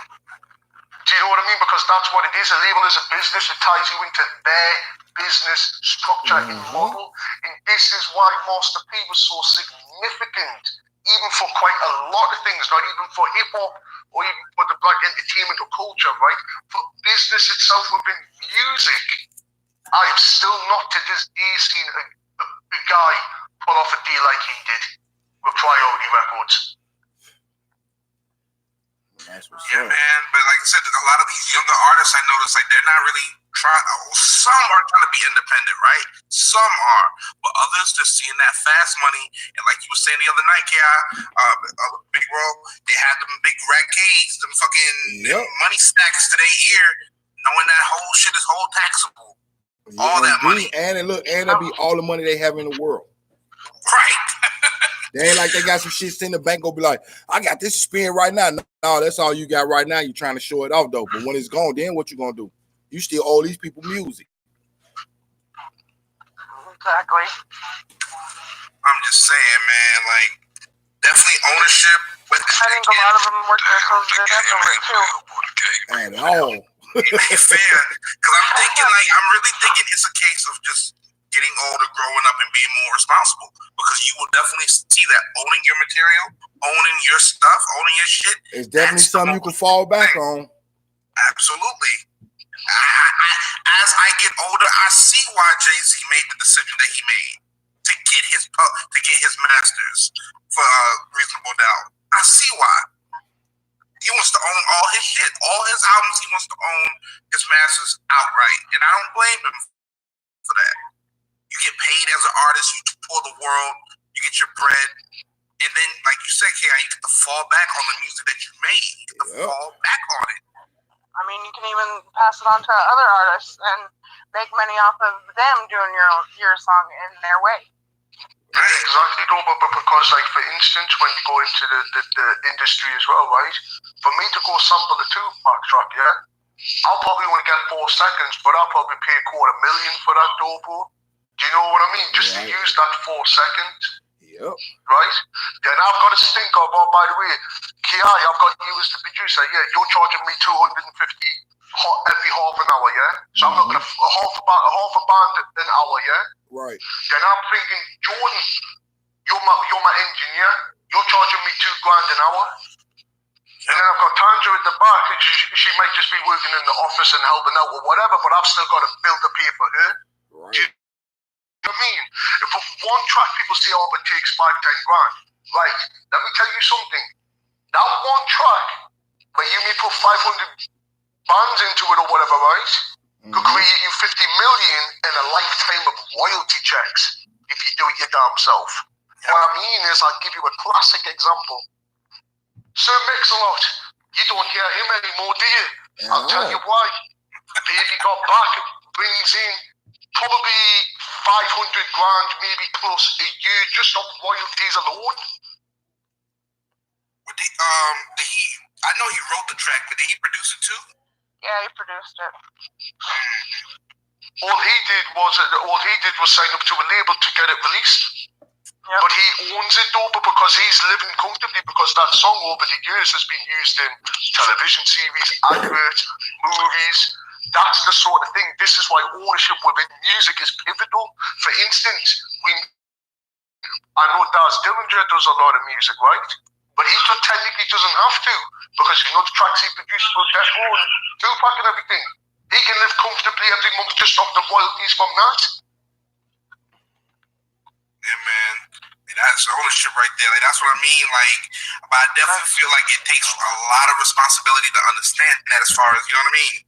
As far as making sure that you own your shit. Like, the work that you put in the studio time, the hours that you put in performing that track in front of them. And let's be honest, I understand a lot of these rappers, a lot of these artists, they get their money on the road, right? They tour and shit, they do shows. That's how they get their money, let's be honest. But I'm just saying in general, as far as something to live on years down the road, like, you know what I'm saying,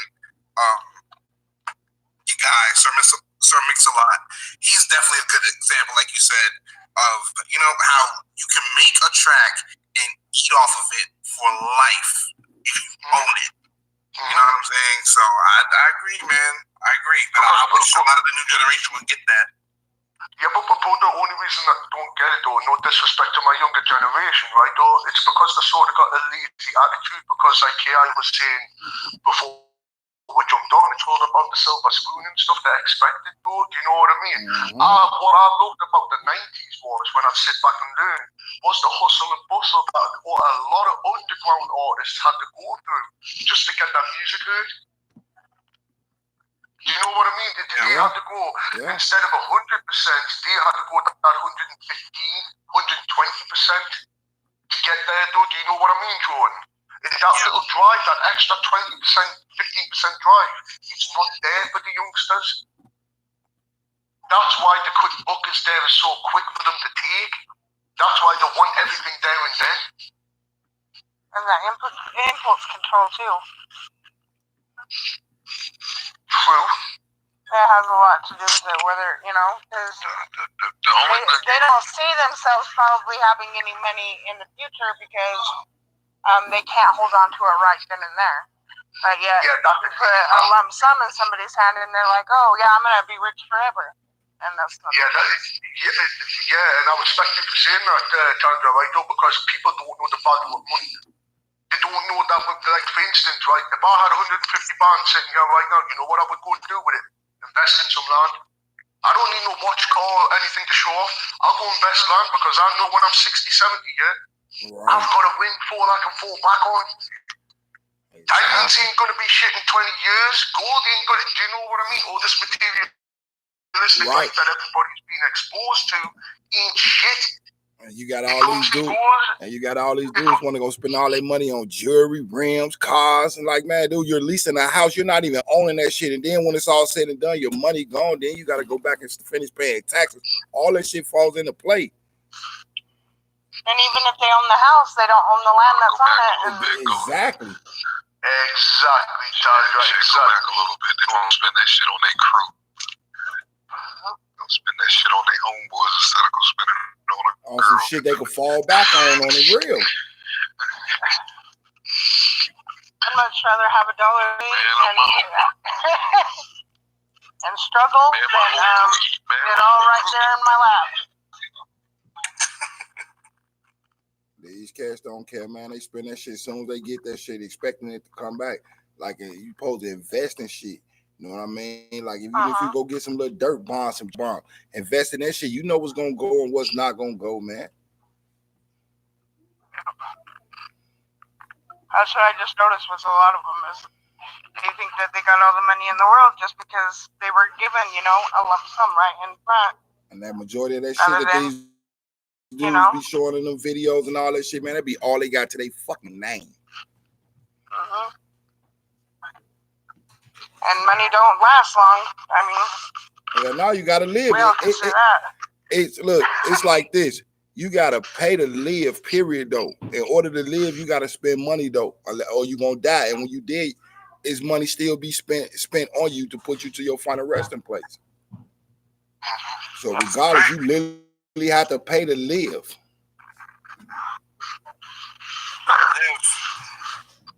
You do. That's why I said I'd much rather have $1. At least $1 a day I could still eat, you know? Some you still got some in your pocket, but who go buy a pair of $10,000, $15,000, $20,000 rims and then ride up into an apartment building? A fucking dummy. Yep. Exactly. That too. A dummy. I'm tired of seeing these motherfuckers, these new motherfuckers with these big gaudy chains and the big bracelets and the choker chains. I'm tired of seeing that. Yeah, that shit. Wow. And then when you get to seeing everybody with it, you realize, you know what? I see everybody with this shit. This shit cheaper than what the fuck I thought it was though. And Right. but they make them pay that big money on it though. Cause just like Gang was just saying, man, that shit, man, that shit trash, man. You can't fall back on that type of shit. What you gonna do? What you gonna do? Take it to the pawn shop and pawn it, send it to the next motherfucker? They ain't finna give you what the fuck you spent on that shit. You'll never see 100% return in that shit. Right. Well, we got them dummies out there. We got them dummies out there that, man, I'm finna go get these rims. They cost 15,000, 20,000. Where you live at? Oh, I live in an apartment building up yonder. Like, huh? Fuck type of shit is that? You could take that 15, 20 and go put down on you a house and go from there. Or flip that shit. It is what it is. Or go invest it in a business or some stocks or something. Yeah. Flip it. Back on though. Even if you go put it like out here on the YouTube, we've got something called an ISA account, an ISA account, yeah? We can put say 10,000 up in the bank. In every year we get a certain percentage profit back from it. Yeah, let your What money. I mean? So You let your money pay you. Exactly. But they can't do it like that. No, did you just see such and such new chain? Man, I'm finna go get one to blow his ass out the water. Like, what are you competing for though? You should be happy for that man. If he got it like that, and why would you go compete? You gonna go get it because he got one. Like, you ain't going to get it because you want it. You going to get it because this dude ain't got it. That shit be crazy as hell though. You gonna get you a piece of jewelry, get you a nice piece, maybe a watch or two, a ring, keep it moving. You don't need all that extra shit around your neck because it ain't gonna do nothing but draw unwanted ass attention. Because there be people like that to run up on your ass and take that shit. Especially someone that's starving. So I'm trying to tell you, there's plenty of them in Chicago starving. You get caught with your shit hanging out, and they starving and they got it on, man. You getting that shit took you. Better hope you walk away with your life because they will put a bullet in your ass. Right. That chain that you thought was so, you know what I'm saying, so shiny and whatnot. And wolves. I'm gonna tell you like this. Have y'all ever noticed when Snitch 9 was out and he was just out and about cruising? Y'all notice how he ain't never wear none of his jewelry like that? But if he doing a concert or he indoors with his mans in them, how he always showed that shit off though? The boys playing that shit smart because a motherfucker would run up on him. Shorties would take that. Yep. But you got these guys, oh man, I got 50 around my neck. Man, that shit catch the wrong ear. Guess what? You just became a target. When they seen it, you was a target. Like, man, look at this old slick motherfucker here. Watch this. They ain't finna wear that shit. They finna go get rid of it as quick as they get because whatever they get off of it is all profit to them. Right. Fact. Shout out to Star Terrain. What he say the wolves gotta eat. He says more, but like that, the wolves gotta eat at the end of the day. I'm trying to tell you.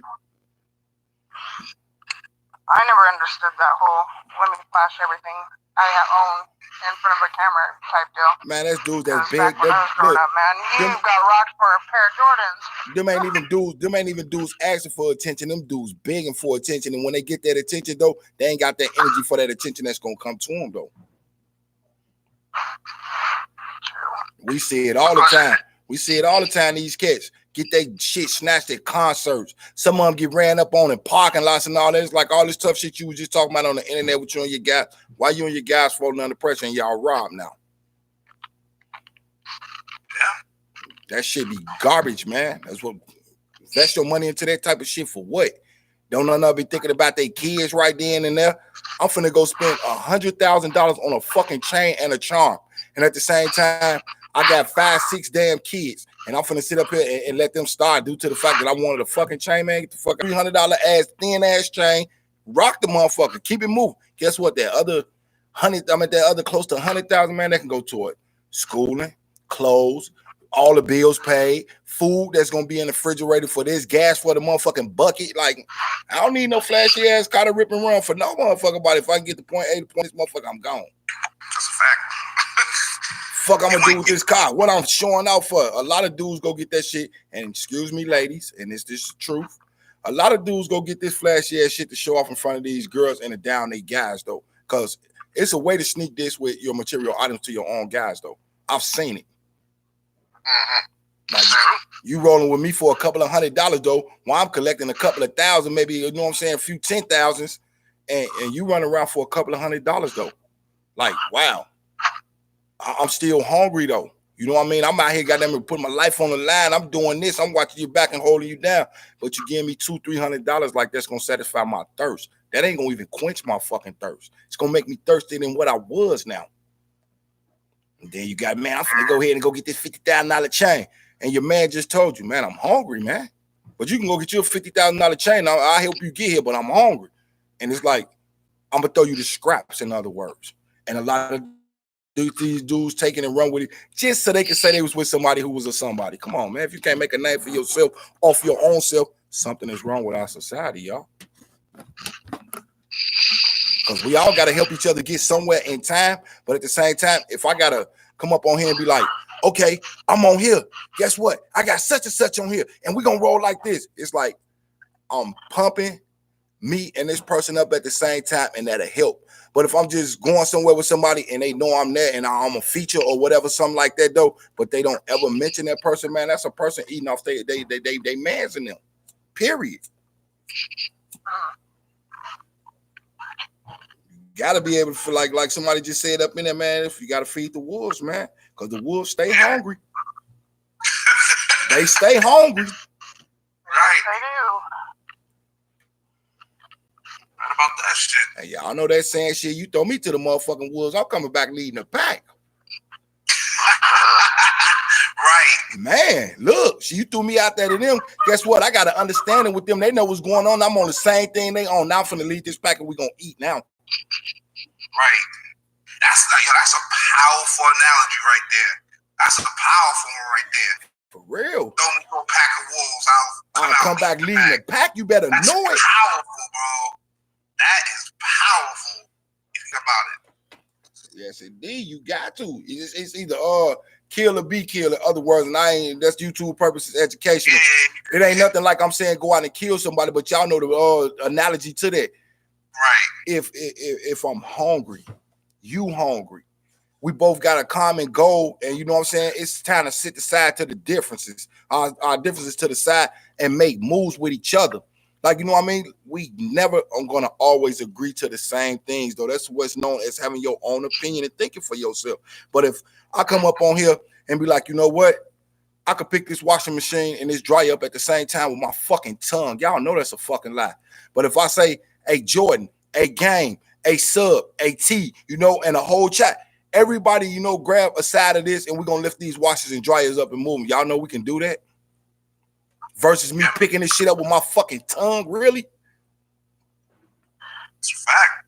That's what you know when you say you step out there, you know, we all hungry looking to the same goal. Somebody like, hey, I need this move for me. I can't move by myself. Let me go get a couple of other people. We all can get in on this couple of dollars or whatever, and we can all go eat us a meal or two to the next motherfucking, you know what I'm saying? The next situation shows up to feed us again. Teamwork is a dream work, is what they say. And what's up say the other night? Shit, hunters. You got sheep and you got wolves, and we already know the wolves is the hunters. The sheep, a sheep will literally stand there and let you slit his throat without him moving. For real. Exactly. They'll sit there, they'll stand there like the fucking mannequin channel. Man. Challenge, yeah. And just gonna say, you know what? You got an AK, educational purposes only. Spray the hell out of me. I don't give a crap what you're gonna do. Bro. Man, I'm trying to tell you, right, I ain't no sheep. You ain't finna just cut my throat. Jordan, exactly. I'm the same dude. In Jordan, you've got the people who see these cretins, as I call them, the sheep as well, yeah? Yeah. And say, hold up, I ain't like this dude. What am I going to do? I'm going to go dip, dive, and survive. Because what a lot of people don't understand, and especially the youngsters, yeah? No disrespect to them, don't understand what survival means. Or the techniques of survival. Because everything that KI's just said, and especially the reference of coming back as a pack, bro, you got to think of it survival. Because he's just said, bro, like with us coming together, bro, it takes one person to spark that idea, but it could take 10 people to come to fruition. Yeah, but when it comes to fruition, everybody's on the same level, same standard. We're breaking bread if we break bread. Do you know what I mean, bro? But on a higher being self, bro, Do you know what that means for a person with a survival like that? You are different to the norm. You know what is going on. You have got such a survival instinct that you know I've got the rest of this family or clique or friend, but they deserve to be treated like I do. Exactly. Because I do not like people who go out and spend 50 pounds who are sitting at home in an apartment, like you said. Yeah. Even out here, I see people spend 3, 4, whatever, doing this in a cheap ass £300-400 house. Do you know what I mean? And I'm just like, what? Do you know what I mean? I know exactly what you mean, bro. Because Jordan, sometimes as well, though, what you learn as well, if you get thrusted into environments where you've got to survive, bro, it does wake you up and it gives you a very different idea of what survival is. Oh yeah, for sure, right? For sure, and I'll definitely speak to it. Like, there's definitely a lot of people in my generation, like we're low key kind of spoiled. You know what I'm saying? Spoiled, bro. Come on, man. You sure that though by instance doing the bloody stuff with the music industry, you're spoiled by going into a 360? You know what I mean? No disrespect with the fast money, the fast life, though, because the best way for me to say it is you're living the rock and roll life, but for what? Exactly. That shit come to an end real fast. And I hate seeing that, though. I really do hate seeing like people blow their money, like for real. Like, I mean, it is what it is. It's their money to blow at the end of the day, but at the same time, it's just like, damn. Like, because they think it's not. I mean, it's never ending. They're not really taking, full concept of that. No, once you get it, that's it, and once it's gone, it's gone. Yeah, ain't no getting that shit back if they put in them little boys and little girls' hands, man. None of that shit.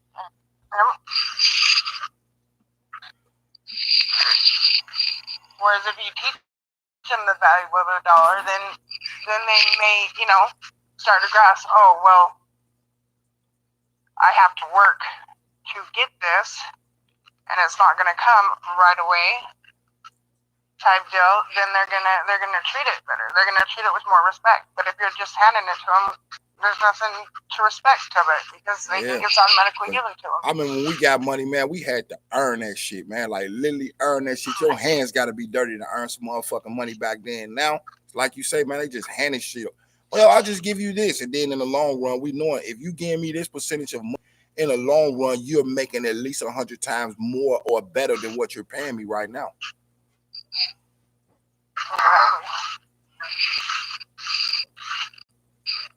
So do y'all think we should get rid of money?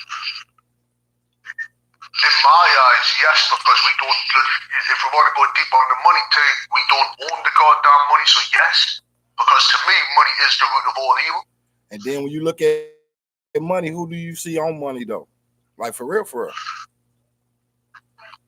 Well, it depends on, I know what you're saying with your side, though, but it depends, though, you know what I mean, though. You know what I mean, though, but again, exactly. I'm going to use a quote, and I don't know if it's from Dave Chappelle or Cat Williams, but you could take a look at money, and he say the shit look like baseball cards with slave owners on them. Real shit. Yes, I think that was Dave Chappelle that said that, But it was a joke, but at the same time, he one line, though. You got to look at it, man, like, they hold these people to a higher standard than they would anybody. They put up on our currency and then put all type of symbolism on the money and then had the nerve to put the inscription down there, "In God we trust." What fucking God is y'all trusting? Keep telling people it's more than one God, y'all, for real. Because the Greeks believe in more than one God. They don't say the Most High. They say Zeus, Poseidon, what's one man, Hades, all that type of shit. And it's like, okay, that's what y'all believe in is God. Then you got the Native Americans who say the wind God, the corn God, the tree God, the grass God, the wheat God. Like, man, look, it's one higher power, period, though. I believe in Gaia and in Mother Nature, though, and Father Time and all that, you know what I'm saying? Because they ain't nothing but titles. But we know what the title entails, though. But when you tell me in God we trust, I have to question that. And what God is you talking about, though?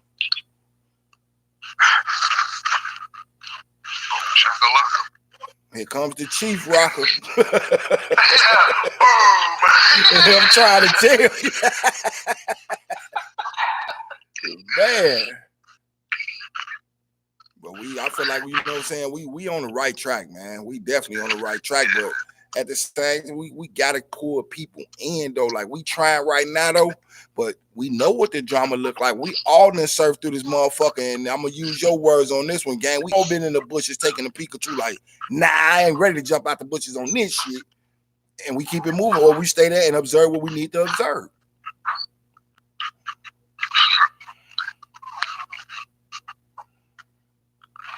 And it's what it's called, each one teach one. We doing that now. It's multiple generations and multicultural up in here. Well, you know what I'm saying? We talking and giving a different aspect on, you know what I'm saying, things we agree with, disagree with, our opinions and all that. But for us to be able to have a conversation like we're doing, where we all, you know, level-headed and, you know, can respect the next person and all this, if a lot of these so-called YouTubers and podcasters take, you know what I'm saying, our direction, everybody on here would feel better about popping on YouTube. Everybody would feel better about looking at videos, putting up their own and all this. You got people on here that would literally, because you put something on here saying something against them, they will go make a 10-series video about you because you disagree with them. When the fuck did that become cool, man? What is even cool about that? Question, man. Real. They treat it like the aspect of money in a way. That's not a route we want to take. We don't want to, you know, be the ones that be like, oh, guess what? Dude that we respect so highly, he up there on top of that skyscraper finna jump. And if he gonna jump, I'ma jump. No, let his ass jump by himself. If I make it up there before he jump, I'ma kick him off. Get your ass down there and show me. Jump. I'm not jumping with you. But if you need a helping hand, I will help push your ass though. Why? Because we don't need you. You were showing us right here. We didn't need you by you hopping up on this roof with a bunch of people who support you, holding you down, got your back, and, you know, agreeing with some of the shit you saying. But yet you just say, you know what? Fuck it. I'm gonna see how much I got them in the grip of my hand. I'm gonna go up here and tell them we all gonna jump. And then this person flinch forward and everybody jump, but he don't jump. I'm gonna be the dude behind him to kick him. You go first. Show me what you talking about. You gonna land on your feet? Show me you gonna land on your feet before I jump. Fact, man. We don't have to follow these trends. We ain't got to do none of that shit. Sometimes, like it take, you know what I'm saying, a group of people sometimes just want to break a cycle. A cycle is something that's repeated though. And if it's a mistake, it's only done once and you learn from the mistake though. We see it constantly every day. Everybody on this shit on straight page bullshit. And I calls them out on it. I don't care how they feel or none of that shit. Why I don't care how they feel? Because they don't care about how other people feel when they put their content out. When we put ours out, y'all already know. We have our discussions before we come up on here. That way, whatever, you know what I'm saying, aggression or anything that we had in this conversation, we get it out amongst each other, though. Get that shit out the way. That way we can come up on here with sense and keep it moving. There you go. That's all it is. I'm telling you, because there be some things, especially we already know what's big in the news, right? Like, some people, like, especially me, I be needing to get some steam out, bro. Man. You know what I mean? And I'd be like, I really don't want to talk about it live. We all like that, though, bro. Everybody that's in on this chat right now is like that, my brother. Everybody like that. Don't even push. Don't push me down. Look. See, I knew either Sub or Gang was gonna say something. Hey, we all got that aggression. Where we like, we got to get this shit out before we get on here. Because certain things, you know what I'm saying, we don't want to offend nobody. Why? Because we got respect for them. We ain't scared of them. Nothing like that. It's just having respect. If we respect you, you should be able to respect us back. But once disrespect come in, we ain't got to disrespect you back. Us getting even with you is not fucking with you, period. Yes. Yeah. Straight up. Right from Boston said what we talking about a little bit every day, to be honest with you. To be honest with you. You know what I'm saying? But it started off as far as like people blowing their money and, you know what I'm saying? We live in a materialistic world. Hey, man. We live in a world where lies is now the truth and truth is not lies. And to prove the truth, it gets harder because everybody has already got a perceived notion that it's a lie. So when it slaps them across the face, right, it shocks them that much they don't know what to believe. Do you know what I mean? Yeah. It's called tearing down and rebuilding. That mind, man, that mind belongs to you. You should be an independent thinker. And in order to get facts straight, some things you've been taught all your life, you truly, literally have to tear those pieces away out your mind and start from scratch. That way you be like, I gotta understand it like this, and I understand this better, and I like this better because it's more truthful than what the fuck I've been taught all my life. Right. And let me build on what K.I. is saying right now. It ain't easy. You know what I'm saying? It takes time. That ain't no shit you do overnight in a year. None of that shit. Right. You're gonna get frustrated with yourself and snap out, lash out on the real. Like, this some bullshit. But I've been talking like you're literally losing for a minute, and then you'll be like, but there was a reason that I had to come search for this though. Right. You're absolutely correct, bro. I'm telling you. And we got multi. Go ahead. Go ahead. Now, I was just gonna say, bro, I definitely feel what you're saying, bro. Like, definitely tearing things down, especially what's in your mind, and tearing it down and bring it back up. Oh, it's gonna take time. Man, you're gonna go for a roller coaster. It's not gonna feel good. You're gonna stay up at night. You're gonna get in your feelings on the real. Right. I'm telling you, you're gonna lash out. But at the end of the day, if you do that and you're successful in what you're doing, I'm telling you, nothing. You'll feel, and then not only that, you'll feel better about yourself at the end of the day. Like, I didn't have to go through my life believing everything I was taught and told. I went through certain aspects that I felt like was important and found out on my own. This ain't what's true. This right here is more to the truth than, because you ain't gonna never get 100% truth when it comes to history, though. You'll never get it. You'll never get it. You can only take the tidbits that they left up in there and decipher the shit for yourself. Take in what you need to take in, not what you want to, but what you need to take in. And you run with that, like, okay, I needed to know this. I mean, it was cool to know this here too, but this is the more important factor of the points, if you get where I'm coming from. And you run what you know, and you continue to search and build, search and build. And the more you start to build, the more you're tearing down on the other side. Like, I don't need this shit. Facts, man. Because one thing I will say about talking about this as well, there's going to be certain things you see that you're going to have a hard stomach for. Man. Like a cast iron steel feeling at the bottom of your stomach, because shit has been so distorted, educational purposes only, for the fuckery that's been going on for many years, right? Like I keep saying, though, guys, yeah? What we are doing is we're just giving little steps. Do you know what I mean, bro? We're not going full bang with things, bro. Do you know what I mean? Right. So when the curious mind is going to start looking and seeing, bro, right? Because you know your mind is open to anything and everything. It's just how you see it, bro. Right. Right? Right. And when you pick up on something that you may not know about but you want to understand, it's great to learn. Yeah. Do things with, bro. Do you know what I mean? Facts. Because the mind will always look, though, Jordan, for what it needs to absorb, because the mind is the powerful thing, not the heart, it's the mind. The heart helps it, but the soul and the conscience and the subconscious helps the mind. It definitely helps because it feeds that it feeds it that emotion that you need.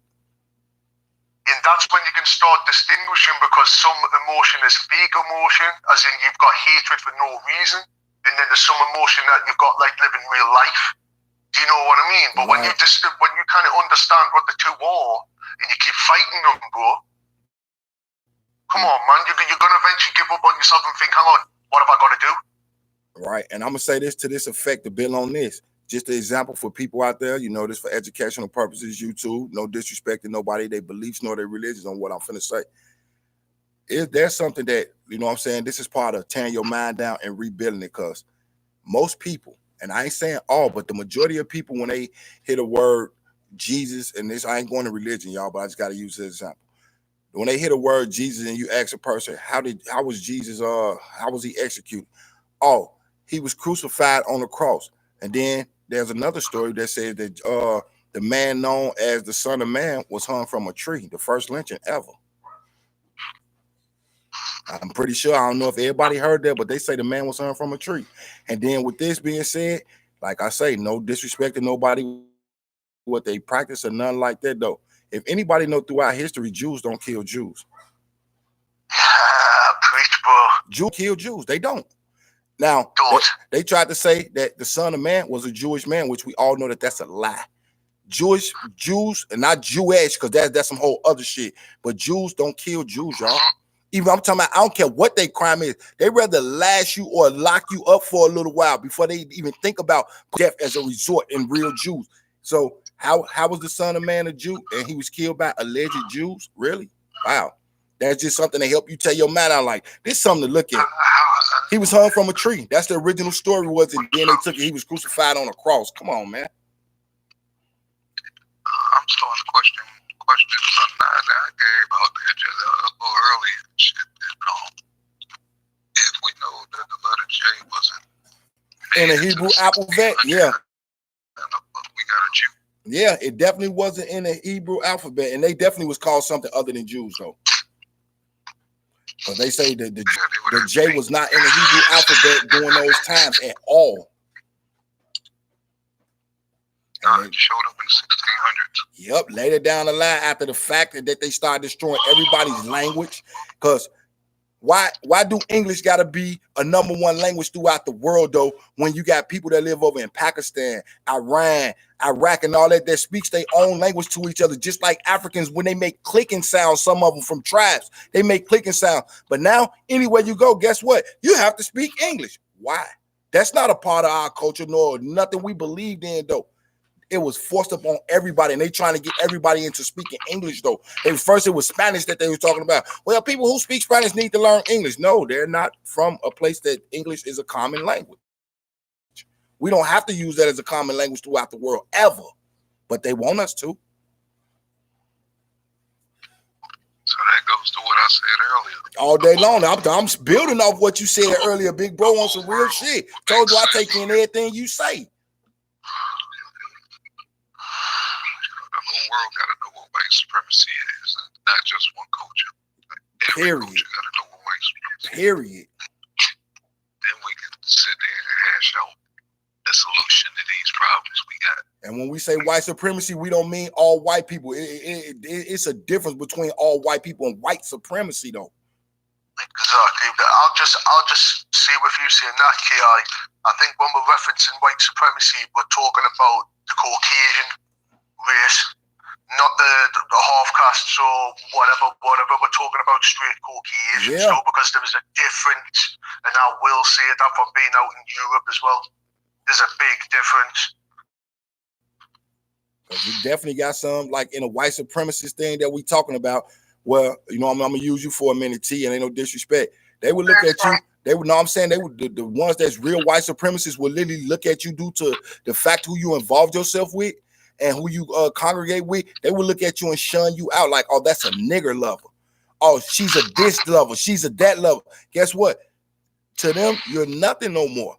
And you know what I mean? I don't know if you got an interracial child or not, and ain't no disrespect to the little sister, but they would look at, they're not looking at your daughter like she's Caucasian. They would look at her like she's a little N-word. And excuse me for saying it, but it's true.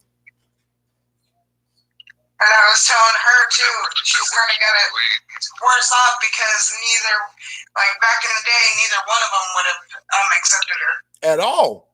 But I hope that she would survive, though, because doing back then, though, a lot of them was killing them off, though. If you came out all the way with them with that stringy hair and that pale complexion, they would kill you off just to hide the fact that they was out there messing around with people in them fields. True. Because I done heard a story, and I'm not saying it's true, so don't quote me. But I heard a story that Abraham Lincoln ain't who everybody think he is. So they say if you look at him, he a little bit scraggly, be a Caucasian from back in the day compared to what they was on. But don't quote me on it. It's just something I heard. Go ahead. So I guess the monument, the Lincoln Monument, it is how they have Lincoln out in front. That's actually not Lincoln at all. It's Ramsey II. I could believe it, because like I say, they depict that man way different than they predict them other so-called founding forefathers. And they just turn everything around because, they want everything for themselves. It's sad. it was said that the slave owner Lincoln went out there and had relations with one of them women out in that field when they produced Lincoln. For real, that's just what I heard through some shit. I'm not for sure about it because I never did research. That's why I say don't quote me on it. But they say if you look at how he's depicted on the money, look at his demeanor and all that, though, he was way different from them. That's what I even said. He looks way different than, the white powder wig wearing. Yeah, his hair was a little bit nappy, and so was his beard.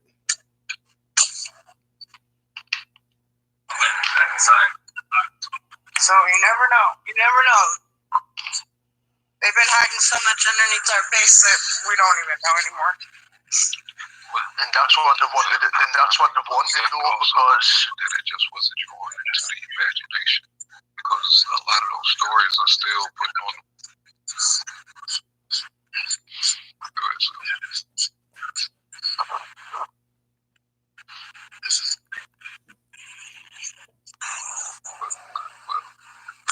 But yeah, I believe a lot of those images that we're getting is because, I'm saying, they just painted their own image when they put it into the story and stuff. Because when you go to most of these walls, they're not talking about human imagery. They talking about the same thing that wakes you up every morning. Goddamn son. You know what I'm saying?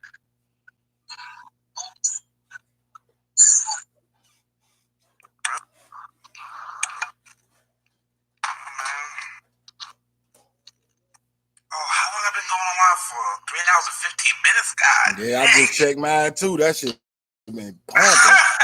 That shit been pumping. Watch out. I'll tell you something, though, Jordan. Everybody watching right now. What's up? We've got 6 in the room, yeah? And we've got 12 likes and no dislikes. And that's what's up. That's what's up, though. You're gonna. I've been watching the views going up and down all night. That's been amazing, man. No, but it's been good. It's been good, though, because it's seen a nice little consistency, though. Do you know what I mean? Yeah. Nah, it's a blessing, man. Like I said, bro, like 6 to 8 months ago, there was nobody on here. You hear me? Nobody watching. You know what I'm saying? So it's a blessing, man. Like I said, this is the round table right here, man. This isn't just me. Yeah, it's on a channel called Jordanlive, and yes, I am Jordanlive, but it's not just me. It's the family in here. Round table. There you This go. is, you know what I'm saying? This is gonna be a family affair right here, man. And This is the real. And then you get it from all cultures, all different, you know what I'm saying? Different parts of the country, outside the country, man. You getting it all right now. Right. Different parts of the world. Period. And everybody is being able to be heard, though. Like, we don't need no platforms where just put it in the comments. I'll read the comments. We ain't always got to do it. At the same time, let your people be heard so they know they really a part of something, man. Not just no part of no bullshit. Right. Like 3 hours and 15 minutes. Like, I'm not, like I said, when it comes to y'all, right, I love sitting back and learning. Now, of course, I'm going to engage and whatnot. We're going to talk, yes. And I'm going to talk my shit, right? In that order. At the same time, it's learning. I'm learning from you guys every time y'all say something. I learn from all y'all when we on here, man. I learn from everybody on here, from the generations above mine to my generations and the ones that's below me, because y'all got something to bring to the table for the simple fact y'all out there seeing some of the shit going on that I don't. I've seen shit in my time that I can tell y'all about. Just like, you know what I'm saying, Game could tell y'all shit and MC could tell y'all shit. They seen doing they shit. But at the same, we all coming to the same agreement. We seeing what's going on, you know what I mean? And we bringing it to people how it should be brought to them, and not in no disrespectful way, though. We just giving our opinions, opening up the floor, letting people say what they need to say, you know what I mean? Reading the comments and all that. And we keep on telling people the hangout's open. It's easy to get in. If you don't want to, be a part of the written chat, you can get in here and be on the vocal conversation, though. It's an open flow. We ain't ducking and hiding from nobody. And we do like to hear other opinions of what people coming from. Right, absolutely. You know what I'm saying? This ain't like the StreamYards where, you know what I'm saying, we can send invites. Right. But at the same time, though, all we need is your email. And you pop right in here. You could pop on mine, pop on Jordan, because I guess y'all just say it's 10 to each one. Shit, it'll be 10 on mine, 10 on Jordan. You know, if Sub want to jump in, 10 on his, 10 on T, so forth. We can all get in here and voice our opinions, man. Let them know who he is, what we talking about, and what we're really about, man. We ain't got to be on here talking about, oh, yeah, did you see what such and such did? Did you see what the girl did to the other girl? Who cares? Right. It's like, for real, who cares? We can see this any time of the day, whether on TV or outside. We don't have to be, want to be the ones hopping on the fucking social media just to see the same shit we see every single day. That shit gets old and tiresome. It's true. It's old as hell, bro. And I'm telling you, you just get tired of talking about the shit. Tired of hearing about it, period. Like, damn, I just left out of the situation. And now I got to pop on here and such notifications popping up. Like, come on, man, I don't need to see this shit. Telling you, man, like we're showing a different view since we quote on these YouTube streets, right? We're gonna show you that our house is different. Our house is way different. Big time. He let you in, but you know what I'm saying? You gonna see the inside of the house. You're gonna be like, okay, they got their shit together. Shit is straight. Shit is on a positive note. Shit is clean. Yeah. You know what I'm saying? Yeah, they might touch on the negative because let's be honest, there would be no positivity without negativity, and guess what? It's there. Yeah. It's always gonna be there. So we gotta touch on the shit sometimes. Yeah, that negative and positive. Neither one can exist without the other one. There you go. At the same time, though, you know what I mean? We can steer the ship and we can keep it at a positive note at the same time. Yeah, because it's definitely gonna be some shit that they ain't gonna want to hear up on here. But look, they ain't gonna want to hear it, but at the same time, though, in my opinion, they need to hear it. Agree. Like I said, it's not gonna be all positive. Yes, there are some things, let's be honest, that are negative that we're gonna touch on. Yeah. At the same time, for the most part, if we can, I like to keep it positive, man, and that's what we all about in 2020. We're not, you know what I'm saying? We're moving forward. We're not going back. Yeah, we left that. That's the past. We trying to move toward the future to ensure a fucking future. That's it. 2019, I like to say it was entertain the fuckery a little bit much. Yeah, we all went down that road, trust and believe me. But then you just think about it like, you know what? Maybe it's trying to try something new. This old shit ain't working. That's it, man. And that's what this is, man. This is that new shit, man. The round table. You know what I'm saying? Mm-hmm. The round table. Y'all sub team game. You know what I'm saying? Philly. TT Love, Evil. You know what I'm saying? The whole squad. Whole squad. You know what I'm saying? For real. And then you know how that go if they say shit. If you ain't getting on the bus, keep walking. There it is. There it is. You don't need to be here. Get the stuff. I'm trying to tell you, keep it fucking moving. There it is. Because all is welcome. All is welcome. Though, if you don't take the initiative, to step over the threshold and come through the door, we ain't gonna force you. We ain't one of them. We ain't one of them groups, if you will. We ain't that type of table. We encourage you to walk past the threshold, but we're not gonna grab your hand and walk with you. You see us here. Come on in. Kick your shoes off. You know what I'm saying? Enjoy yourself. Get involved. Like, that's the problem. Not enough people is involved with this, man.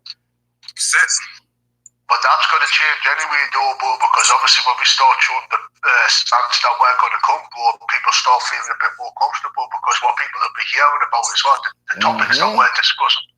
Do you know what I mean? Just yes, indeed. I got to give shouts out to TD, yeah? Ears and eyes open.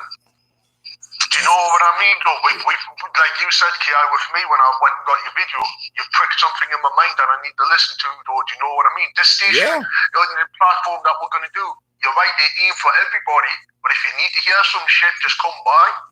Because you're going to catch something that may mean something to you, or may help you with something, though. Do you know what I mean? Because with this, though, with the platform, guys, as well, what you got to realize, we've got 3 generations on this one platform and seeing 3 different perspectives on generational differences. You should be able to pick up something from something where either we fucked up on or something we're trying to steer you away from or even trying to educate you from. Mm-hmm.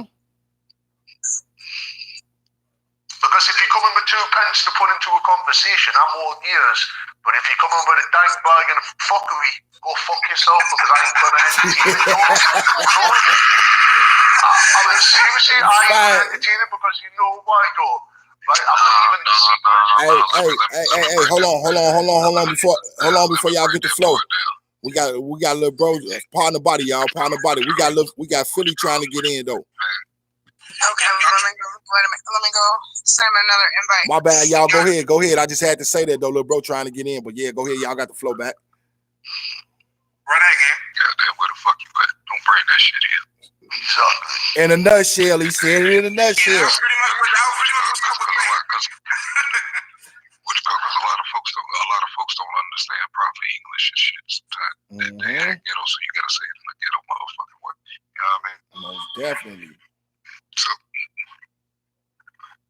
saying, man, like definitely on some positivity stuff, man, and like, well, I'm more than welcome to have the conversation. You know what I'm saying, Philly? I hope you can get in here, man, because I think when I get to 3 hours and 30 minutes on here, I'm gonna go ahead and end the live. So I definitely want the people to hear your voice, bro. What you gotta say, brother? Definitely, Philly. What's going on, man? What's good, man? What's the word, little bro? How you doing? What's the word, bro? How you doing, QG? Good, man. Welcome to the round table, brother. Welcome to the round table. Just let you know your camera's on. I don't know, you know what I'm saying? We are live. I don't know if you want, yeah, what's up? You know what I'm saying? I gotta get my damn haircut, man. That's one of the reasons why I'm either in the hat or I got no camera on. So, hell yeah, man. Let me ask you, bro. Welcome to the round table. Just let you know what I'm saying? You family. So, Yeah, he definitely a part of it. Right, welcome in. Let me ask you a question, bro, since I asked everybody else, right? When it comes to your favorite R&B and your favorite 90s hip-hop artists, who would they be from the 90s? Your favorite R&B and your favorite hip-hop artist, Philly? All right, from R&B, my favorite would be some mix of Drew Hill and there's a lot. Like I don't have one favorite. Yeah, I said the same thing. Yeah, we all said multiple, so it don't gotta be just one. I just right. You know what? I'm R&B. I would definitely say like I want Drew Hill. Okay. And that's late 90s, early 90s. I gotta go with Boyz II Men or See, it's so many to choose from.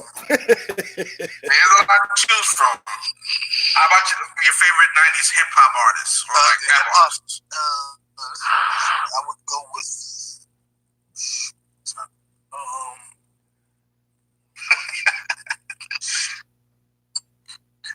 90s, you know what? As far as like rap hip hop, I gotta say the Rough Riders. Rough Riders, okay. Salute to TT Love in the comments. Say keep doing big things. Yes, indeed. Yes, we're trying to. Yes, Lord. Say do it. Time out. Flag on the play, man. Y'all telling me I don't heard Boyz II Men twice, right? Is Boyz II Men better? Is Boyz II Men better than New Edition? No, I don't Nope. know what. Because New Edition did first. Oh, okay. I just wanted to know. I can't say that they better than them because I think that's just a reboot of them.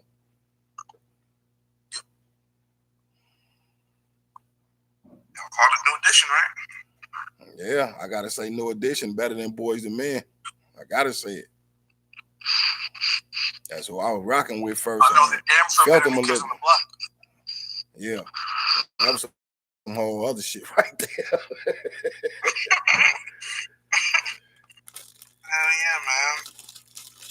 Just had to ask you that because I asked everybody else, Philly, so it's good to hear, like, you know what I'm saying, like, different multiple people, you know what I'm saying, they all name like 2-3 artists, so y'all on the same track as far as, you know, like, I don't know, the 90s just really, I know this has just influenced the music that I listen to, my favorite. I know this. You know what I'm saying? Like, oh, let me ask another question for you, Philly, since you're here, right? Is there a moment, Do you still keep up to date with today's rap? You know what? Kind of, sort of, not that like that. Okay. You know what I'm saying? Just a couple of joints, so like. Because I was gonna ask you, right? I was gonna ask everybody else, right? Is there a time or is there a moment where you said, you know what, I can't listen to this modern day rap no more? There's a lot of moments. You said that again? It's a lot of moments. Well, let me ask you a question. What's the last moment for you? The last moment for me is when that little Juice WRLD stuff. Yeah. Not because of that, but I'm just going to something for that. It's like Future said something. It's like Future said something about, I don't know if you remember, but like I guess like drugs and black women, something like that. Him or Chris Brown. I remember that. Like, you know what? I'm gonna fall back a little bit. There ain't nothing but negativity coming out of people's mouths. Yeah, I remember that whole thing. That was, yeah. I was a big fan of Ross, right? I was a big fan of Rick Ross, and like, you know what I'm saying? He was definitely like one of my favorites coming out of Florida. And when he said that line, you know what I'm saying? Molly in the champagne, she didn't even know it. I was like, oh nah, Ross, this ain't it. I see what you was doing there. The name of the song is You Didn't Even Know It, right? So I see what you was doing, but nah, that wasn't it, Ross. That wasn't it. I had to fall back on Ross. Say that again? You lost a lot of shit over that. Yeah, I had to fall back from Ross from that. I was like, damn, dog, like, that wasn't it, Chief. And can I just say something with you bringing the You Ain't No track up though, yeah? Uh-huh. I loved the TDE version of that track. Mm-hmm. Speak on it, sub. I love it. I don't know why people don't give enough props to TDE and Kendrick Lamar, you know. I really don't understand why. I already spoke on Kendrick. I already said I think Kendrick cold, man. I love Kendrick. But yeah, because it's Good just Kid, some Mad of the shit City, he's saying, the way he break things down. That man, ain't to me. And because a common thing that y'all are speaking on is lyricism, and that's what Kendrick is. He's a lyricist. He's badass with it. He's a lyricist, not just a rapper. Lyricist. A good example for anybody who wants to know about that lyricism Kendrick has, just listen to his last verse on King's Dead. That's you're not gonna sit there and tell me, like, as far as lyrics go, that Kendrick is not that guy for this generation. Yeah, Kendrick he is. I'll tell you a good one with lyricism from Kendrick with storytelling, yeah? Money Trees. From Good Kid, Mad City was talking about going out and doing a robbery and stuff like that with his boys. Do you know what I mean? And he broke the whole story right down with it. Do you know what I mean? And like, for instance, Bitch Don't Kill My Vibe. Unless you really know what he's talking about, don't mess with that song, dude. Do you know what I mean? Because I love that, God. That boy been spitting. Hearing the classical element on that track. Poetic justice makes me think to this very day. To that song, that's the weakest song to me off the album. It probably is. That says something, though. That says something. You know, bro, because you know who's featured on it, bro. You know he ain't got no fucking love from me, bro. Fuck that square-ass Canadian fucking hip-hop, fucking run-down bitch, made blackface, whatever the hell you want to call him these days. You know what I mean? I don't care about him, seriously, bro. Honestly, no disrespect to him, though, right? He has done some very good tracks with artists and featured, though. But I overlooked him because he's on them. There was a classic song Big Sean, Drake, and 2 Chainz did. And I overlook it because of Drake, and it is a fucking great song. You talking about Drake? Yeah, bro, I despise him, bro. I hate him with a passion. You still Jimmy from the grass to me. Say that again, bro? You still Jimmy from the grass to me. Kid, huh? YouTube purposes, educational purposes, whatnot, fair use, and all that bullshit. Anyway, he has great tracks, man. I fuck with some of the tracks, but all this real stuff, real stuff like that. Come on. I let a lot of shit go with him, bro, but I'm not gonna lie. When he tried to sing, I hated it. I hated when he tried to sing. I was like, oh God, what the hell, bro? Like, stay in your lane, man. Leave the singing for the singers. You know what I'm saying? Damn. You feel me, Philly? Leave the singers for the singing. You know what I'm saying? Singing for the singers. Like, you try to do everything at once, and I can try to do, you know what I'm saying? But at the same time, nah, leave that shit alone. Like, harmonizing is one thing. And let's be honest, a lot of people, as far as like modern hip hop, a lot of people don't like that shit. That harmonizing has definitely taken over rap. Like, these rappers really think that they singers. And I ain't on shit. Right. Because they carrying a tune. If they could call it that. But that harmony rap, like I said, they got harmony rap. You know what it is? Thank you for saying that, K.I., because I think also, you remember when Nate Dogg was coming out in the early 90s? Man, Nate Dogg was a savage. R.I.P. to that brother, man. Oh, listen, I will state this to you being an OG, K.I., yeah? You know, if I'm having an anxiety attack or whatever, and I'm having a bad day, bro, I can go stick that G-Funk Classics 1 and 2 on and be a different person by the time I finish and listen to it, OG. Man. That album is phenomenal, bro. I've never found an artist, though, but what I will see is, bro, yeah? Big time. Because I've done my research on this, right? I've done my research on this, yeah? Everybody may want to know where choruses came from within hip-hop, right? Right. And I look right back through it, yeah? Yeah. And the first person who ever recorded a hip-hop chorus sung was Nate Dogg with It Ain't No Fun from Snoop Dogg's album. Yeah, Nate Dogg was that dude. Nate Dogg was that guy. He made it okay to be a singer with you know what I'm saying, with a decent little sound and everything. He made it okay to be a singer that rolled with rappers though, and was still gangster in the process. And you know what I like about Nate Dogg? I'm not gonna lie, he was a singer, but he stayed in his pocket. He didn't try to overdo it. At all. Trying to hit them crazy, you know what I'm saying? Not Nate. I'm talking about Nate Dogg. Nate Dogg made it all the way into a cameo with Bernie Mac and Chris Rock when they did that one where he was going to be running for the president when he was Willie Mays or whatever. Head of state, man. He made a cameo on there. That's how good that man was. And you got to think about it. That was a major A-list movie that was made that they made this man do a cameo more than once in there just to hear them lyrics. Exactly. No, but the thing is, though, what I love about Nate Dogg is, right, look at how many genres he covered, but always remained true to his single. All day long. Because he definitely been through hell and back. Especially the way he went, bro. God damn, rest his soul with that shit, though. Do you know what I mean? Suffering 2 strokes in a short period. God damn, man. Well, some of that shit, I mean, I ain't finna get into that because it's controversial. Some of that shit that be going on with them type of guys, man, I question that shit, man. I can't help but question. Because I got a problem with the Eazy-E thing. Him found out he had that package, and then within a few weeks you dead. Like, damn, they had shit that they was treating for that shit. You want to go down that trail road, right? Yeah, I've got a problem with Pimp C stuff. Oh yeah, that's most questionable because Pimp C definitely was one of my best, my favorite Southern rappers though. Like I rock with this man though, and it wasn't just because of his music, because the educational shit he was putting out though. Okay, then, Roger, let me ask you this. That Atlanta shit got him targeted, right? Mm-hmm. So do you think, because hear me out though, right? Educational purposes only, because I am going conspiracy theory mode for a couple of minutes, right? Right.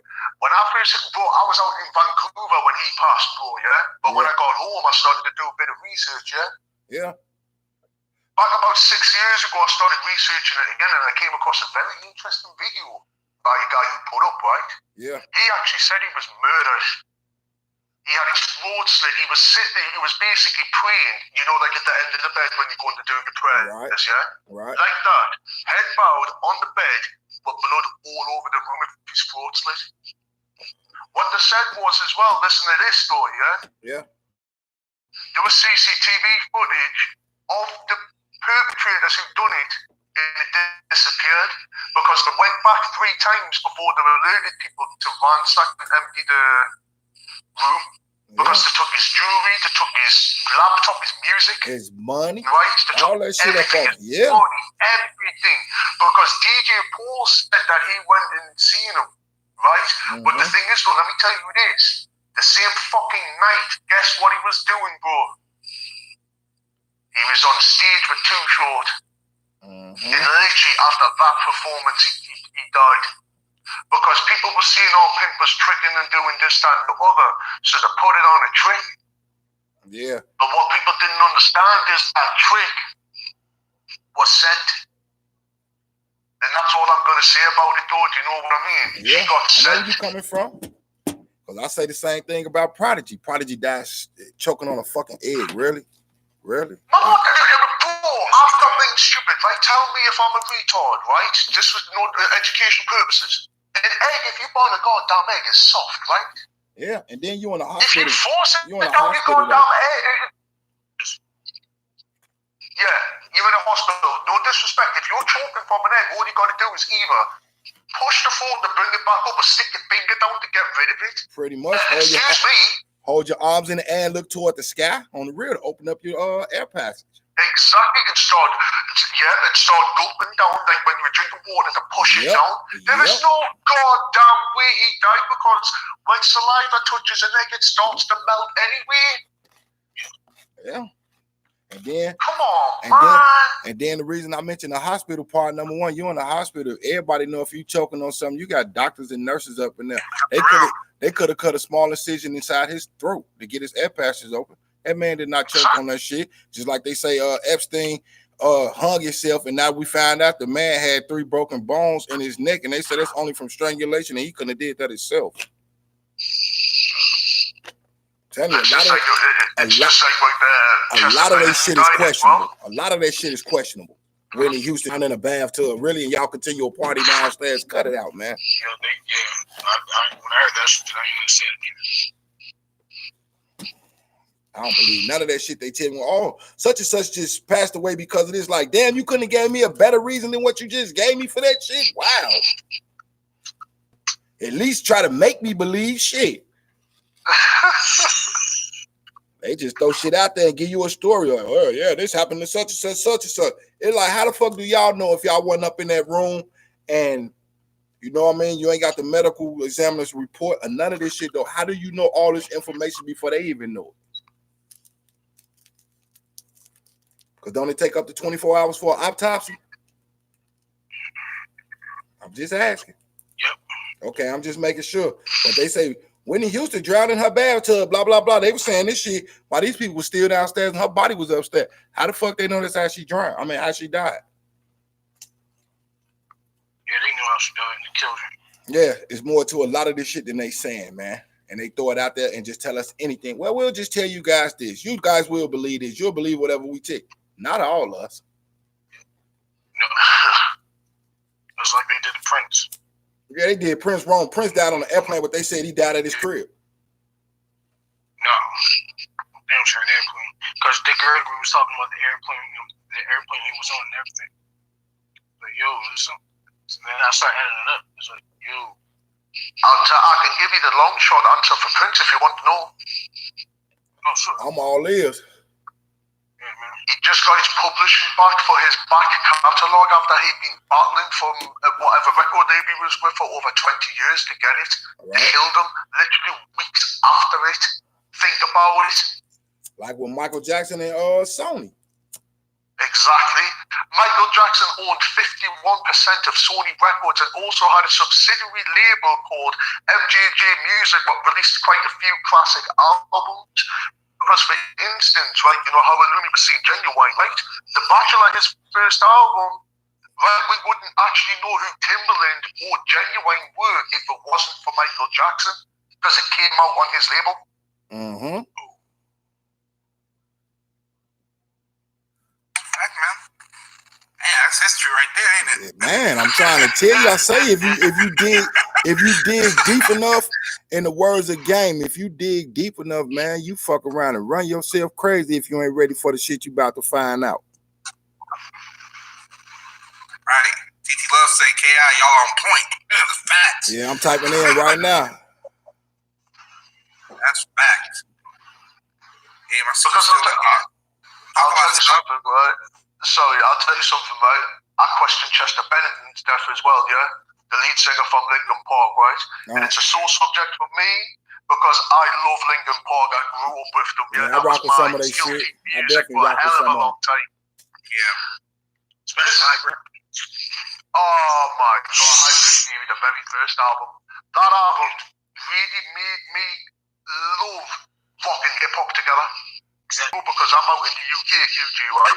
Hearing different things and how hip-hop was brought out, bro. Like, for instance, I learned a lot of music itself from hip-hop. The elements, how things come together, the samples and whatever. But, like, for instance, here, you went through the era when Body Count come out. Do you know what I mean? And all that stuff. To me, my era of, like, rock hip-hop was when Linkin Park come out. Right. Because it spawned a whole different genre. Do you know what I mean? It didn't just spawn as if it was just hip-hop in rock, like the Body Count, the Cypress Hill, what was new metal. And to be honest, everybody actually overlooks Linkin Park's second album, right?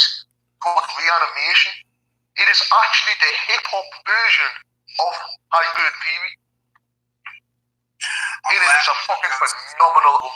I'm laughing because every time I hear the word new metal, the genre new metal, I think of Limp Bizkit. And I just laugh. So do I, bro. So do I. I think of Limp Bizkit. Limp Bizkit was trash. I'm dead serious. Limp Bizkit was trash. He was trash. New metal. Oh, shit. White boy scared us, to be honest with you. It was catchy. I mean, he had some catchy songs, but that rolling was the only catching joint.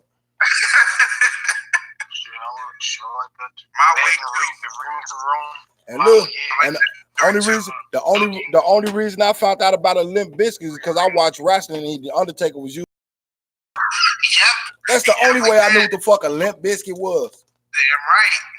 Fucking Undertaker. He came out with Kid Rock on too. The American Badass. Yep, Kid Rock. See, as you can tell, what's up? In America, new metal, we laugh at it. It's hilarious. I can understand though, because like for me, I got brought up on British rock.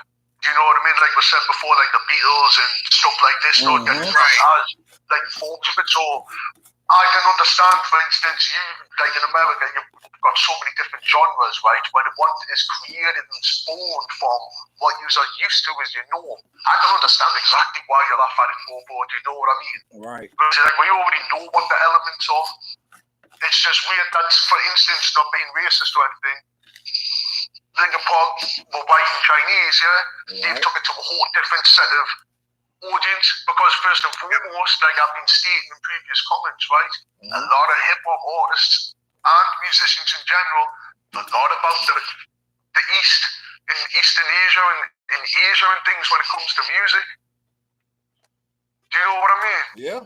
Because like I said, there's been artists, like I said previously, got record labels and distribution deals and everything from Japan, releasing stuff there before we get it. Because as well, though, even back in the day, the US would get, say, the album first, right? A month later, the UK would have it, right?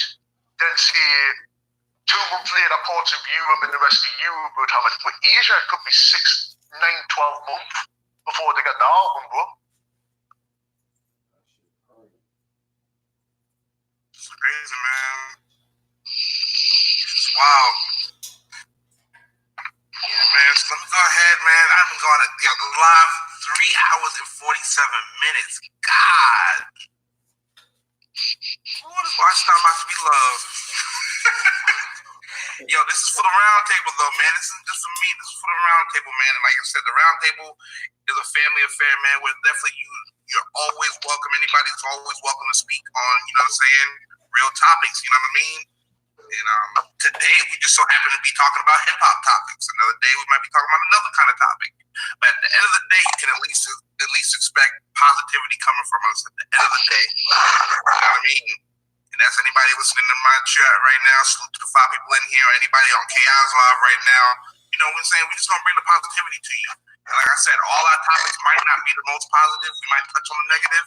At the same time, though, we're gonna keep a positive outlook on things. We're gonna keep the positivity in 2020 at the end of the day.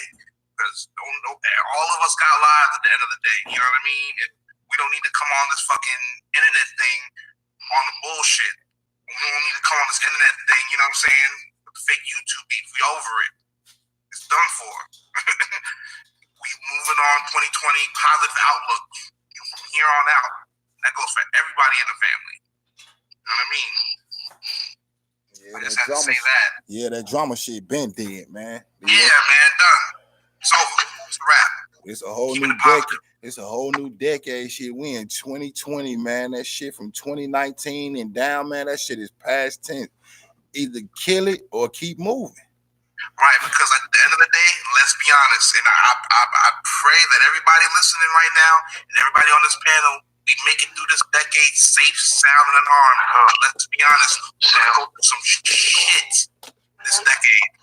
Yeah. All of us. Yeah. We're gonna go through something. We're gonna lose people. We're gonna go through the shit in this decade. But at the end of the day, the real one's gonna survive. That we bring. Oh yeah, absolutely. But the positivity that we bring, we put forth in the world, the positivity, we're gonna get back. We're gonna get it back. Yeah. Why not start this year? Why not start this decade on the most positive note that you could possibly have it at? Fact. Why not? I agree with that. Why not? That's what we all doing. Salute to Sub right now. He's up right now. It's like 3 in the morning his time, ain't it? Yeah, that's what's up. Big salute to Sub, and always bringing that real flavor with it, though. Salute to the whole chat. You know what I mean? You're welcome, bro. Just gotta say that, man, because I'm about to go ahead and end this live. I'm gonna leave the hangouts for a second. I don't know if they're gonna stay around. I'm gonna leave the hangouts for a second and just close out my live. So I'm gonna stay in here, but I'm gonna close mine down. Salute to both chats, doing salute to everybody in the chat. So I'm closing mine down as well, but I'm staying on the hangouts for a sec. Right. Yeah, I'm staying on the hangouts for a sec, but peace and love to KI's chat there, his channel. Blessings, same Jordanlive, and we'll catch you on the next episode. Peace. That's what up. Salute. Right.